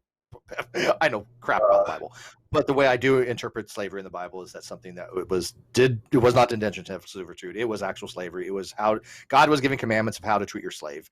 That's the argument that he's going to be talking about with me and Dr. Fuzzerana. But you see a lot of people on at that side going, "Oh, well, it wasn't actually slavery. They were trying to justify it, or that's not really in the Bible." And it's like, it's not. Well, even I know that it is. It's pretty clear. Here is the link to the channel for anybody who wants to go subscribe over there and hit the bell for when that does come out. I'm glad this show is back. I'm not sure how close we are to ending, but there are a few things that I still want to get out, if that's possible. Oh, yeah, no, go for it. Shut me up. One thing I want to stress out again for those who joined in later, the Dunning-Kruger effect say nothing about IQ, and that can't be stressed out enough. It's not about being unintelligent, but about being basically having knowledge gone wrong. And just going through my notes so that I get everything. Oh yeah, the Cassandra effect is something that we had touched a little bit with genius not being recognized. That is called the Cassandra effect. Basically, you are so smart that nobody can see how smart you are. That's named after the Greek figure Cassandra, who was a seer, who got everything right, but nobody believed her because she was cursed. And that's basically why they named the Cassandra. Had precognition, could see the future. She's a hilarious character if you've ever read the mythology on her. She's also, interestingly enough, there was an old cartoon. If you guys remember the Hercules movie from Disney, they made a spin-off Disney Channel cartoon, and Cassandra is one of the characters in high school and who's one of Hercules' best friends, and she's got precognition and nobody ever believes her. She's always right. That's I didn't know that they made the show. One other thing that I wanted to stress out there is that the Dunning-Kruger effect has many different things that it found. And one very fun thing is about the sincerity of people, because they offered test participants $100 if they could accurately judge their own performance. And while they got people's attention, the results weren't in any way more accurate than before. It was so wasn't it 30 bucks? I think I read it was 30. How much would you say it was? $100? I thought it was 30.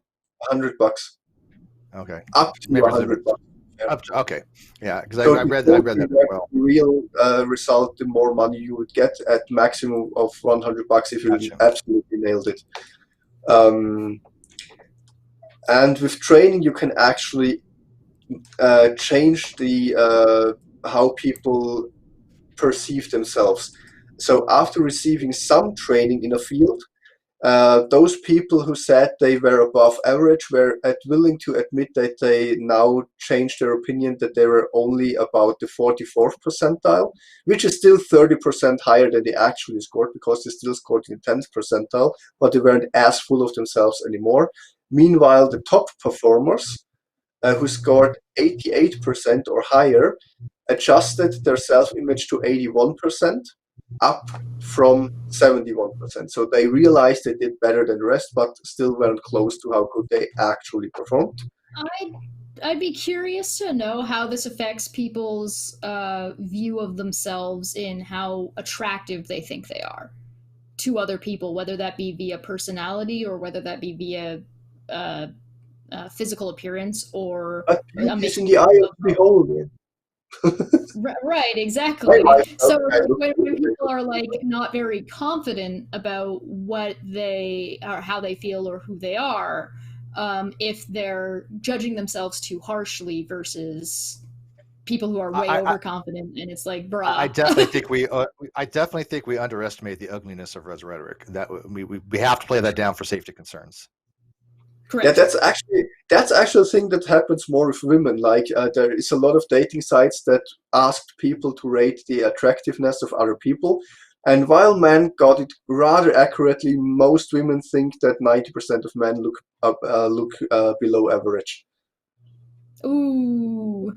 And see, I find every woman beautiful because, feminism. I like to think because the feminine form is just attractive in That's general. so not true. There are some really not good-looking women out there, and it's not even physical. It is personality-wise. Personality is a huge factor in how I think of the attractiveness of a person. That's why huge factor.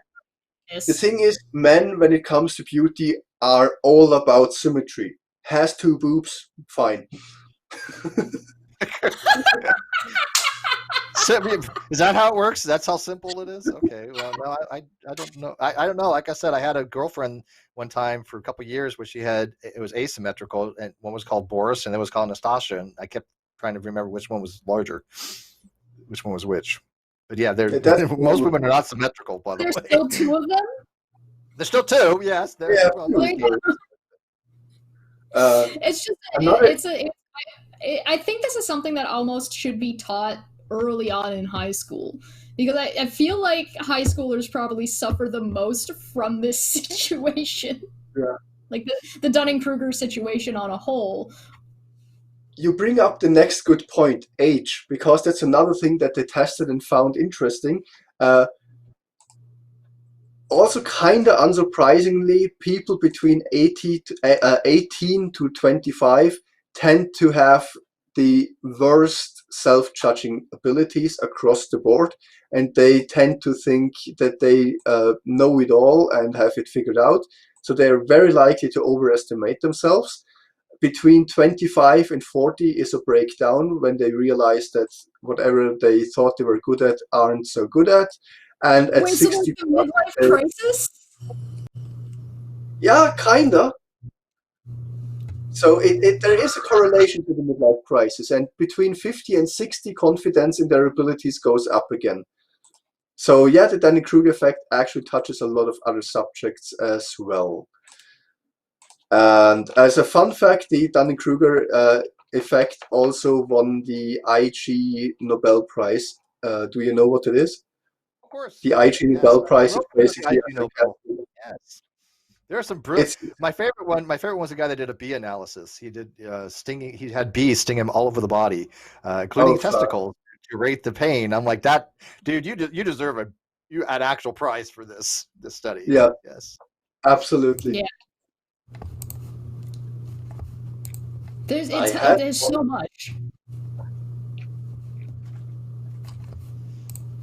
What are you saying? There is one quote that I wanted to bring up, if I can find it. I mean, one thing that David Dunning said was, the inability to see your own flaws also blinds you to the excellence of others. But that was not the one I was trying to find. Oh yeah, exactly. There we go. One important thing about the Dunning-Kruger effect that plays a huge role in this is the so-called denominator effect. I guess you have no idea what it is. It's basically, when you think about something, your brain instantly comes up with an answer that is most often completely wrong. It's just your first impulse. And the better you are able to control that and ignore this initial response, the less likely you are to fall for the Dunning-Kruger effect. To give you an example, would you rather bet $100 on a 1 in 10 chance or a 9 in 100 chance? And for almost everyone, the instinct is 9. 9 sounds higher than 1, so I go with the 9 in 100, even though that's a lower than 1 in 10. And yeah, they had other examples to test that, but this initial answer that your brain gives is most often wrong. That's like asking, would you rather have 1/2 chance or 50 out of 100? Yeah, exactly.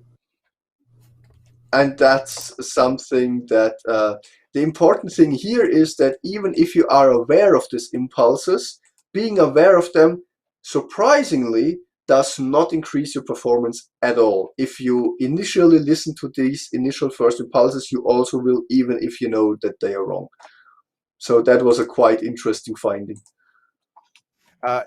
Yeah, I know we got to wrap this up soon, but I got to tell you, this topic is one of the most interesting of all things that we've done on this particular show.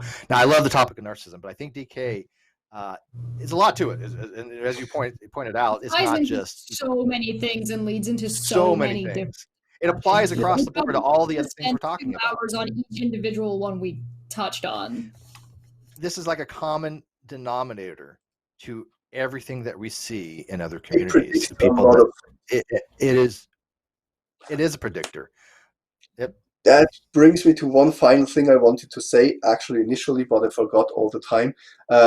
Ironically, the Dunning-Kruger effect is rarely touched on in social psychology, where it actually belongs to. It's much more often quoted in other fields. Oh my God, that's where it should be. Yeah, it's a rather unimportant study in actual social psychology, but it's heavily used by other fields, and most often on the internet. Is that because of the Dunning-Kruger effect? It could be. However, because to be it's fair, like, oh yeah, well, we know that, so we don't have to worry about it. What do we have? from an academic point of view, I can somewhat understand it, because academically speaking, the initial Dunning-Kruger publication in 1999 was pretty faulty, so most people just thought the guys are full of bullshit, so I don't bother, and completely ignored all the stuff that they added later that had a huge boost to their credibility. Like a lot of initial problems, and there were two guys that did a very extensive anti-Dunning-Kruger study, Chills, Chignac, and Martin Sayankowski, or something like that. They wrote a brilliant paper debunking the original paper of the Dunning-Kruger effect. However, the issue is that Dunning mostly continued the research and published so much since that all the criticisms are addressed and basically done. It's a valid thing. It happens. It just happens in a very different way than most people think, including. Yeah, it's useful too. It's a useful now thing. you guys have a better understanding of like how it works and how to recognize it. Hopefully you'll be able to understand where maybe other people are coming from and how you're approaching something, and make any adjustments in communication that may or may not need to happen. So I think one last question that I have that we might not be able to get into too much because we are starting to run out of time is, so when you've identified it, how do you then communicate with somebody like that? So if you've got somebody who's like a Kyle or a uni sycophant who is just suffering really badly from this Dunning-Kruger effect, or maybe a heavy Trump supporter, how do you communicate with that person? You can't. The short answer is you can't. They will fail to realize their own mistakes even if you show them. The only thing that you can try to do, but they have to be willing, is to actually educate them on the topic from a neutral perspective. So going like, you are wrong and that's debunked, and what you basically do non sequitur doesn't work. You'd really have some neutral person saying, hey, you have some nice ideas, but let's talk about them, and then just give them an education. That helps. It doesn't negate the thing, but it lowers the overestimation that people have of themselves. So education is the best way to avoid this. In a debate situation, you have no chance. They are fully convinced that they know it and you are wrong. And so if you're on Twitter and you're talking to somebody who is maybe a flat earther, or maybe somebody who is, I don't know, a Steve hater, or somebody who is whatever, take a pick, then your best bet is to not engage with them in the discussion, but engage with them about another topic. Engage with them about something else. Find something that you can agree on, and then in that case, if the person is important enough to you, you could really find common ground, become friends, and then talk calmly about the topic you have an issue with. I'm not saying that they are wrong outright, just trying to have ask them questions, get them to tell you what they think. Yeah. Imagine you're talking to a child that thinks that the Earth is flat. Just treat them as an 8-year-old. That's assuming that but this is assuming that the person you're talking to wants to be an honest interlocutor. And on Twitter, that's vastly not the case. Yeah. You have a lot of people making fake accounts that are just sea-lining, just to troll. They'll admit to it. They'll even say, hey, we're just doing this to troll. You're getting triggered. Those people are not worth having a discussion with. The reason why we block people is not because they're asking questions, but it's because they're dishonest about it. Those it's people, behavior. I don't particularly waste my time with. Not disagreement that people and are getting so blocked if over. people want to waste their time on Twitter, hang on, let me finish. If people want to waste their time on Twitter with those types of people, knock yourself out. But I don't see how they judge us when we don't want to waste our time with people that are not actively, honestly trying to have a conversation and learn something and being honest in their discussion. Those people we cultivate. We want those in live chat, agree or disagree. We want those people watching the show. We want those people involved in our discussions. We don't want people that are dishonest in their approach, that have no ability to change their mind, that don't want to change their mind in any way, shape, or form, and can't. And some of them are just physically unable to, I think. Those people we have absolutely nothing to do with. To add a little something to Jeff's question earlier, actually, if you are important to the person you're talking to, you have a much better standing, because then you can have a more confidential, trusting discussion about the topic and say, I really like you. We are friends since, 10 years. I want to talk about you about this flat earth thing, and then just be calm. So if you know the person well, you have a much better standing there, which is a no-brainer, really. And they actually also did a research on debate skills, which is, I think, most interesting for the show itself. And the fun thing is, they put people in debates against each other. They should rate how well they did in that debate. And the fun thing is, that's where the Dunning-Kruger effect graph that you all know and love kinda is the most accurate, because people who lost 4 out of 5 debates thought that they performed the best of all, because they lacked the ability to see when their arguments broke down and failed and were debunked. They just literally couldn't see that their arguments weren't convincing at all. Yeah, so what we try... Sorry, go ahead. Those who performed the best were the least secure about the results. All right. So one of the things that we do try and do to jump off of that, and as well as what Steve was saying, is that how to recognize these things early on, how to recognize narcissism, how to recognize DK, how to recognize when somebody is sea-lining, how to recognize people's behaviors and communication, and how to then navigate that. You can tell pretty easily at this point when somebody, the benefit here is learning how to identify when somebody's suffering from this, so you can then decide how to move forward, whether that be to continue the conversation, to just drop the topic because it's like talking to a brick wall, or to, if they are your friend and maybe you do have that opportunity. I know Macabre tried that with Agrippa. No, yeah, it didn't work, but he tried. I love Macabre, and I've known him for I love Macabre years. too. He's amazing. Okay, he's old school GDC, right? And I don't want to divulge too much because I private conversations, but I will say this: Macabre will change his mind, and he will. Oh, yeah. He came to me one time. Won't go into details, but he said, "Hey, Steve, maybe you're looking at this the wrong way with this particular person. Will you at least give the person a benefit of the doubt?"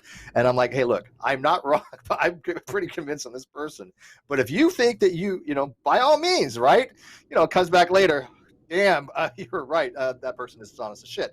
Yeah, it's like, but he's willing to change his position on it. But I'm not going to stop people from finding out the hard way, right? And if you want to convince me that the person was not dishonest, go for it. Show me the evidence the person was not dishonest. But you mean we don't tell people who they can and cannot talk to? Weird. No, not at all. Matter of fact, what we tell people is, hey, if you want to waste your time with it, go ahead. Now, I go ahead. I do suggest people do block these people. I highly recommend that. But if you don't, that's your decisions. That have no relevancy to us whatsoever. I may mute a thread because I don't want to deal with it, right? Because it's the same sea-lining nonsense trolling that we've had for years. But if you wish to enjoy doing that, who the hell am I to tell you otherwise? Knock yourself out. I think it's just a waste of time myself. Right. Yeah, to answer the questions, recognizing the Dunning-Kruger effect can be a bit tricky because you can't know if you are the one suffering from it. The best bet would be to get a trusted person that is knowledgeable on the topic to kind of intervene and say who of you is right, or have some sources ready. So citations and stuff like that become really important. In some cases, the Dunning-Kruger effect is pretty obvious. Or if you want to have fun, you can do this quick test with the balls that we had, with the white and the black ball, or why Jennifer goes to bed. So those are very quick identifiers who's more likely to end up in the Dunning-Kruger effect. For narcissism, you encounter problems because every person is a little bit narcissistic. Every person has some egotism about them and are egoistic at sometimes. You could read up on the actual symptoms of narcissism or watch a good psychology video. I can link you some if you want, and kind of try to see how many of the points actually ring true. The general guideline is that I'm not sure if it is 10 on narcissism, but if you suffer from more than 10 symptoms of narcissism regularly, you are very likely narcissistic. But if you just have 1 or 2, that's normal. And it also is obviously with any kind of thing, there's going to be people. We all have certain tendencies. It's just human nature. That's another thing. The Dunning-Kruger effect is just about tendencies. It's not everyone is that. It's just a tendency of people. So highly educated people who perform very well can also be very aware that they are very good, and completely stupid people, uneducated people can be very well aware that they don't know shit about the topic. It's just tendencies. And back to narcissism, yes, everyone has tendencies, but what's more important is how often do they show and how severe do they get. As example, everyone manipulates other people. That is something humans do. However, if you end up, say, manipulating your loved ones regularly to get what you want and you don't care how they feel, that's a very good sign you're narcissistic. See Kyle and how it treats the severity and how it affects people around you or affects your own life directly. If you're at the point where you're lying, even though it harms you because of your psychology, hey, guess what? You're harming your life. You're harming yourself. Yeah, that's another. You mean even like a narcissist that would actually submit altered evidence to the court, then go on YouTube and lie about it for quite some time, even though we were definitely going to get the facts and subpoenas that we did. Oh, okay. That's what I consider to be narcissistic. I'll ask you this. I'll ask you this, and then go ahead. And we got a super chat real quick. What benefit was it to Kyle to be on stream with Uni the other night? I'm not looking for an answer. No, don't answer. Let chat go. Let chat go and decide. Let people think about it. Let them ruminate on it for a little bit. Right. Let Orcar go. Then you can answer. All right, fair enough. Do the super chat then first. Oh, Got This Covered for 5 says, we have a term in this community for what you just described in debates. It's called G-Man wins. G-Man always wins. That's a fact. Didn't G-Man actually win against Godless Engineer?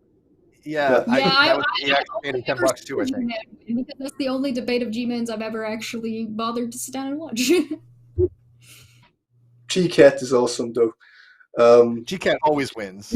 Speaking of Dunning-Kruger effect, Edgar, Mr. Intelligent Design, is a wonderful example of that. Oh. Edgar was in a live chat today. So charismatic. I can't be mad at it. He has a new name, by the way. He goes under something science or something. Yeah, and he was in the live chat for our episode on Agree to Argue the other day, and he had said, it's Edgar, and I was like, okay, he's harmless, but you're right. He is the quintessential DK person who has no skill set whatsoever. He claims to be a civil engineer. He claims to have a civil engineering degree, but cannot do simple calculus. He was born with it. Something along those lines, yeah. It's bizarre, but it's also a impossibility. That's like saying you have a medical degree and you don't know what the heart does. It's just, to be an engineer, civil engineer, you have to have some math. I mean, a lot of math, actually. To not know basic calculus is just inconceivable. It's not going to happen. I remember that episode. That was one of the few times where I was proud of myself. Well, not really proud of myself, but you asked, I think, what's x to the power of 0 or something, and Edgar had no idea. Derivative of x squared, which is, any person who knows calculus know the answer to that. Yeah. Basic first-year calculus would know the answer to that. that's where I fell for the Dunning-Kruger effect, because at that moment I felt so smart because I remembered that from math class, and then I realized, moment, that's so basic language, that's so basic knowledge everyone should know. But I was still kind of proud because I don't know anything about calculus. People get PEMDAS wrong, okay? They get order of operations wrong, so yeah. Oh yeah, that happens. So I was supposed to answer something. I don't remember. I don't remember what I was supposed to do now. I think you had a question. No, I had asked a question about what would be the benefit for Kyle to be on stream after he just got shown to have like you committed fraud in this, and so what benefit to him was it to show up on? Okay, that goes a bit into the narcissism thing. First of all, I want to say that he thought he could get away with faking evidence. That's Dunning-Kruger. That's not necessarily narcissism. Oh my God, no, dude, it is worse than that. Scott. Okay. Oh my God. No, Steve. This is for later. Oh my God, though. Oh, I'm very interested in hearing that because I'm following this shit for since it started, and it's so fun. Yes. So with what anyway, information right now, not your special evidence, Steve. I gotta breathe. I gotta breathe. What my attorney just told me. I gotta breathe. It's special evidence. Oh my God, I'm dying here. I am literally dying. That the way with faking evidence is definitely Dunning-Kruger. That's not narcissism per se. Some narcissists are smart enough to know that that won't fly at court. They try other routes to keep up the self-image.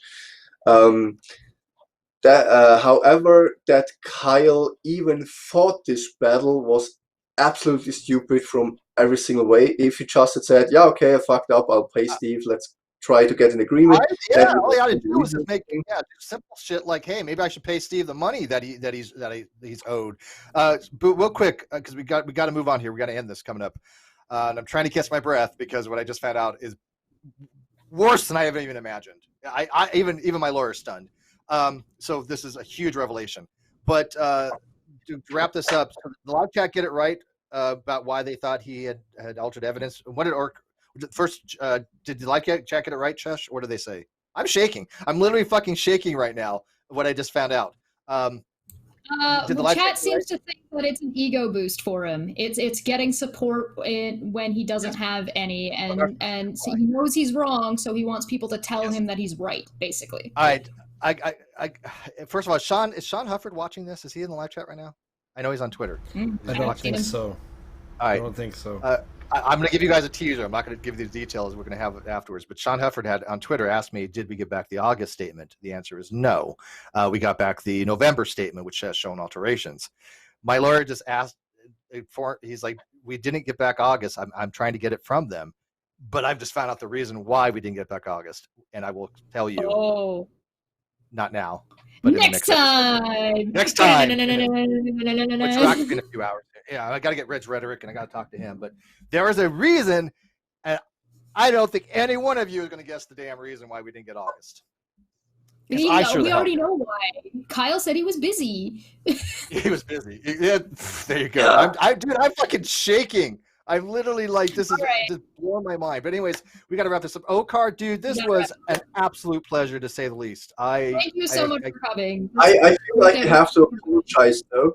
Like, as I said, I'm not an expert. Take everything I said with a huge spoon of... DK, you have DK. You're not an expert, but dude, you have enough to relate to this, and we respect you for that, and it's great. So no apologies. Yeah. You don't need it. Thanks. I still want to point out that I'm not an expert and I may have gotten one thing or the other wrong. And I wouldn't know that. No, I could find out, I guess. I just wanted to say that I hope I could give you some new perspectives at least. And if you want to bullshit on me, feel free to correct me. I'm very happy about it. If you are an actual PhD in psychology or know this stuff very well and see my mistakes, I apply for the Dunning-Kruger effect myself. I think you're willing to correct yourself and admit that you might be mistaken and that you're not an expert in this. Shocker, right? I mean, so you're basically normal. Wow, who would have thought, right? Yeah, kind of. Yeah. So. Yeah, no, thank you so much for coming. Come back again sometime. I'm sure we would love to have you because this is fantastic. Yes, sure. I really. By the way, we did. I mean, do you have a YouTube channel? I know you got your Twitter, but you have like 1 follower. Is that you? Yeah, that is me. I'm rarely ever on Twitter. I have a YouTube channel and I am on a mod on Bull's Discord, and I also support a few other YouTubers as mod and community manager, in fact. But I'm not sure if I should give a shout out because they are reaction channels and they have little to do with science, though they analyze music and gear quite professionally. Oh, that's actually pretty interesting. Yeah, if you are interested, they are called Chase Carneson and Tank the Tech, both here on YouTube. One is a roadie who speaks about gear and the background stuff of live events and stuff. And Chase is basically a highly skilled musician that analyzes song structure and vocals, and he's pretty well versed in stuff and can enhance your enjoyment of music and appreciate things that you do. And Tank is just infotainment pure, and he's very funny. And we also have a Discord server. Tank Chase is the link to that. And yeah, other than that, I'm just an idiot like everyone else, I guess. So yeah, be nice. Yay. Well, hopefully this was educational and informative for everybody, and you'll be able to recognize and apply this later, especially that now that you have the information, how do you communicate with these people? And the short answer is you don't. Good luck. All right, so I'm going to give a little update before we go off. We're going to postpone a live until certain things happen, I think. I don't know if it might be the day or tonight. I will say this, and this is from my attorney, the attorney. Tonight? Quote, okay, well, there's certain things that are going on that we don't want Kyle to be privy of, and things of that nature. So, but he says, and this is from him, feel free, quote, feel free to tell everyone that your attorney has confirmed through the subpoena response that Kyle has changed his address on the statements and falsified the Zelle payments. So it is confirmed that the Zelle and the Discover statements have been falsified from the attorney. We are going to leave it at that for right now. And there's additional things that are going to be transpiring, but I'm going to hold off going live, judiciously speaking. And that is for what's a good reason, Chester, to say for. I'm trying to think the good word for this. I don't know what. Just to say we're looking for we're playing a long game here. Okay, so there's reasons why we may not go into detail just yet. The answer is that it's not our turn yet. We have to wait for it to be our turn. This is it's not our turn yet. Yes, we're waiting for some court responses. Yes. So, but the lawyer did say, feel free to tell everybody.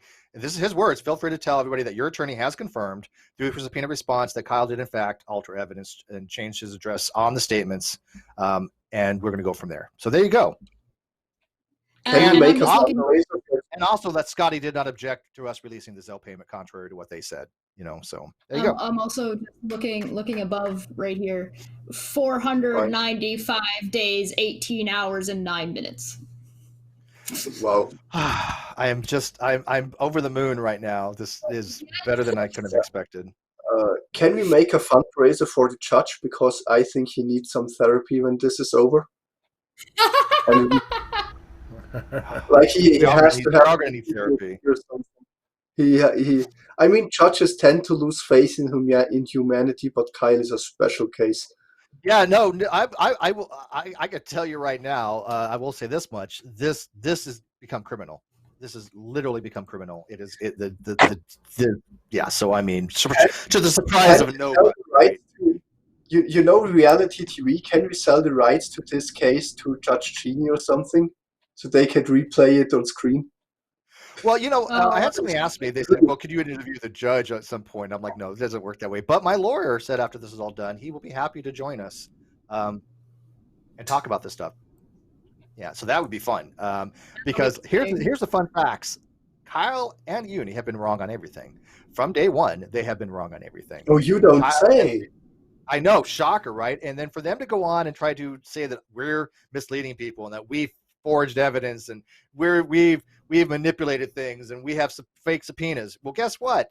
You can say that to your subs all you want. It doesn't change what reality is in the actual court case. We have gotten subpoenas back. They have been confirmed to be altered. There you go. Believe whatever reality you want.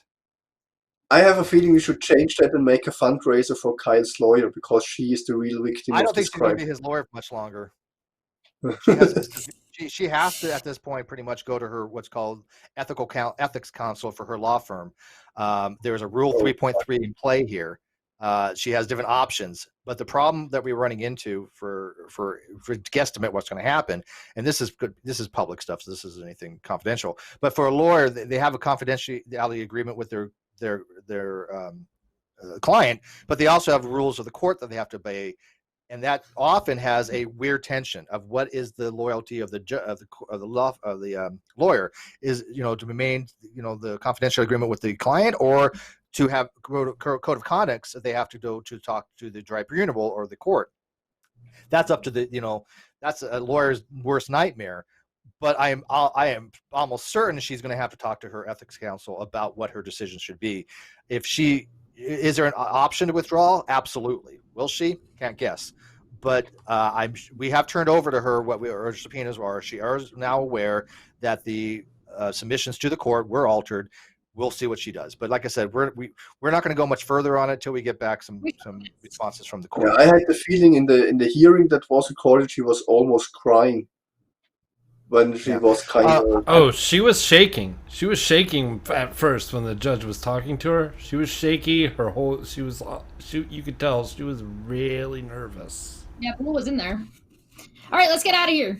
Well, one last thing. I'm asking something, if I can tell people something. Oh, damn it, Steve. He's typing right now. Well, since we're not going to have stream out later, it's going to be 30 seconds here. Don't forget to spray to the mighty spaghetti monster. Yeah. Okay. So I don't see a problem with this. I will confirm that everything that Ruha found and myself found in the November Discover statement that had been changed was in fact changed. There you go. Let's end it on that. Sound good? Shocker to no one. Rokar, thank you, buddy. I won't come in more. This was great. I'm over the moon. This was very enjoyable. God, thank you for producing. Thank you for people that subscribed. Super chats and all those people that have been members of the channel. If you want to join the channel, join. We'd really appreciate it. Cheshire's channel is in the video description as well. Membership to her. She does all the art stuff. And if you need a producer, God's always available. Bye, y'all. Bye. Bye. Bye. Talk Sam to say bye.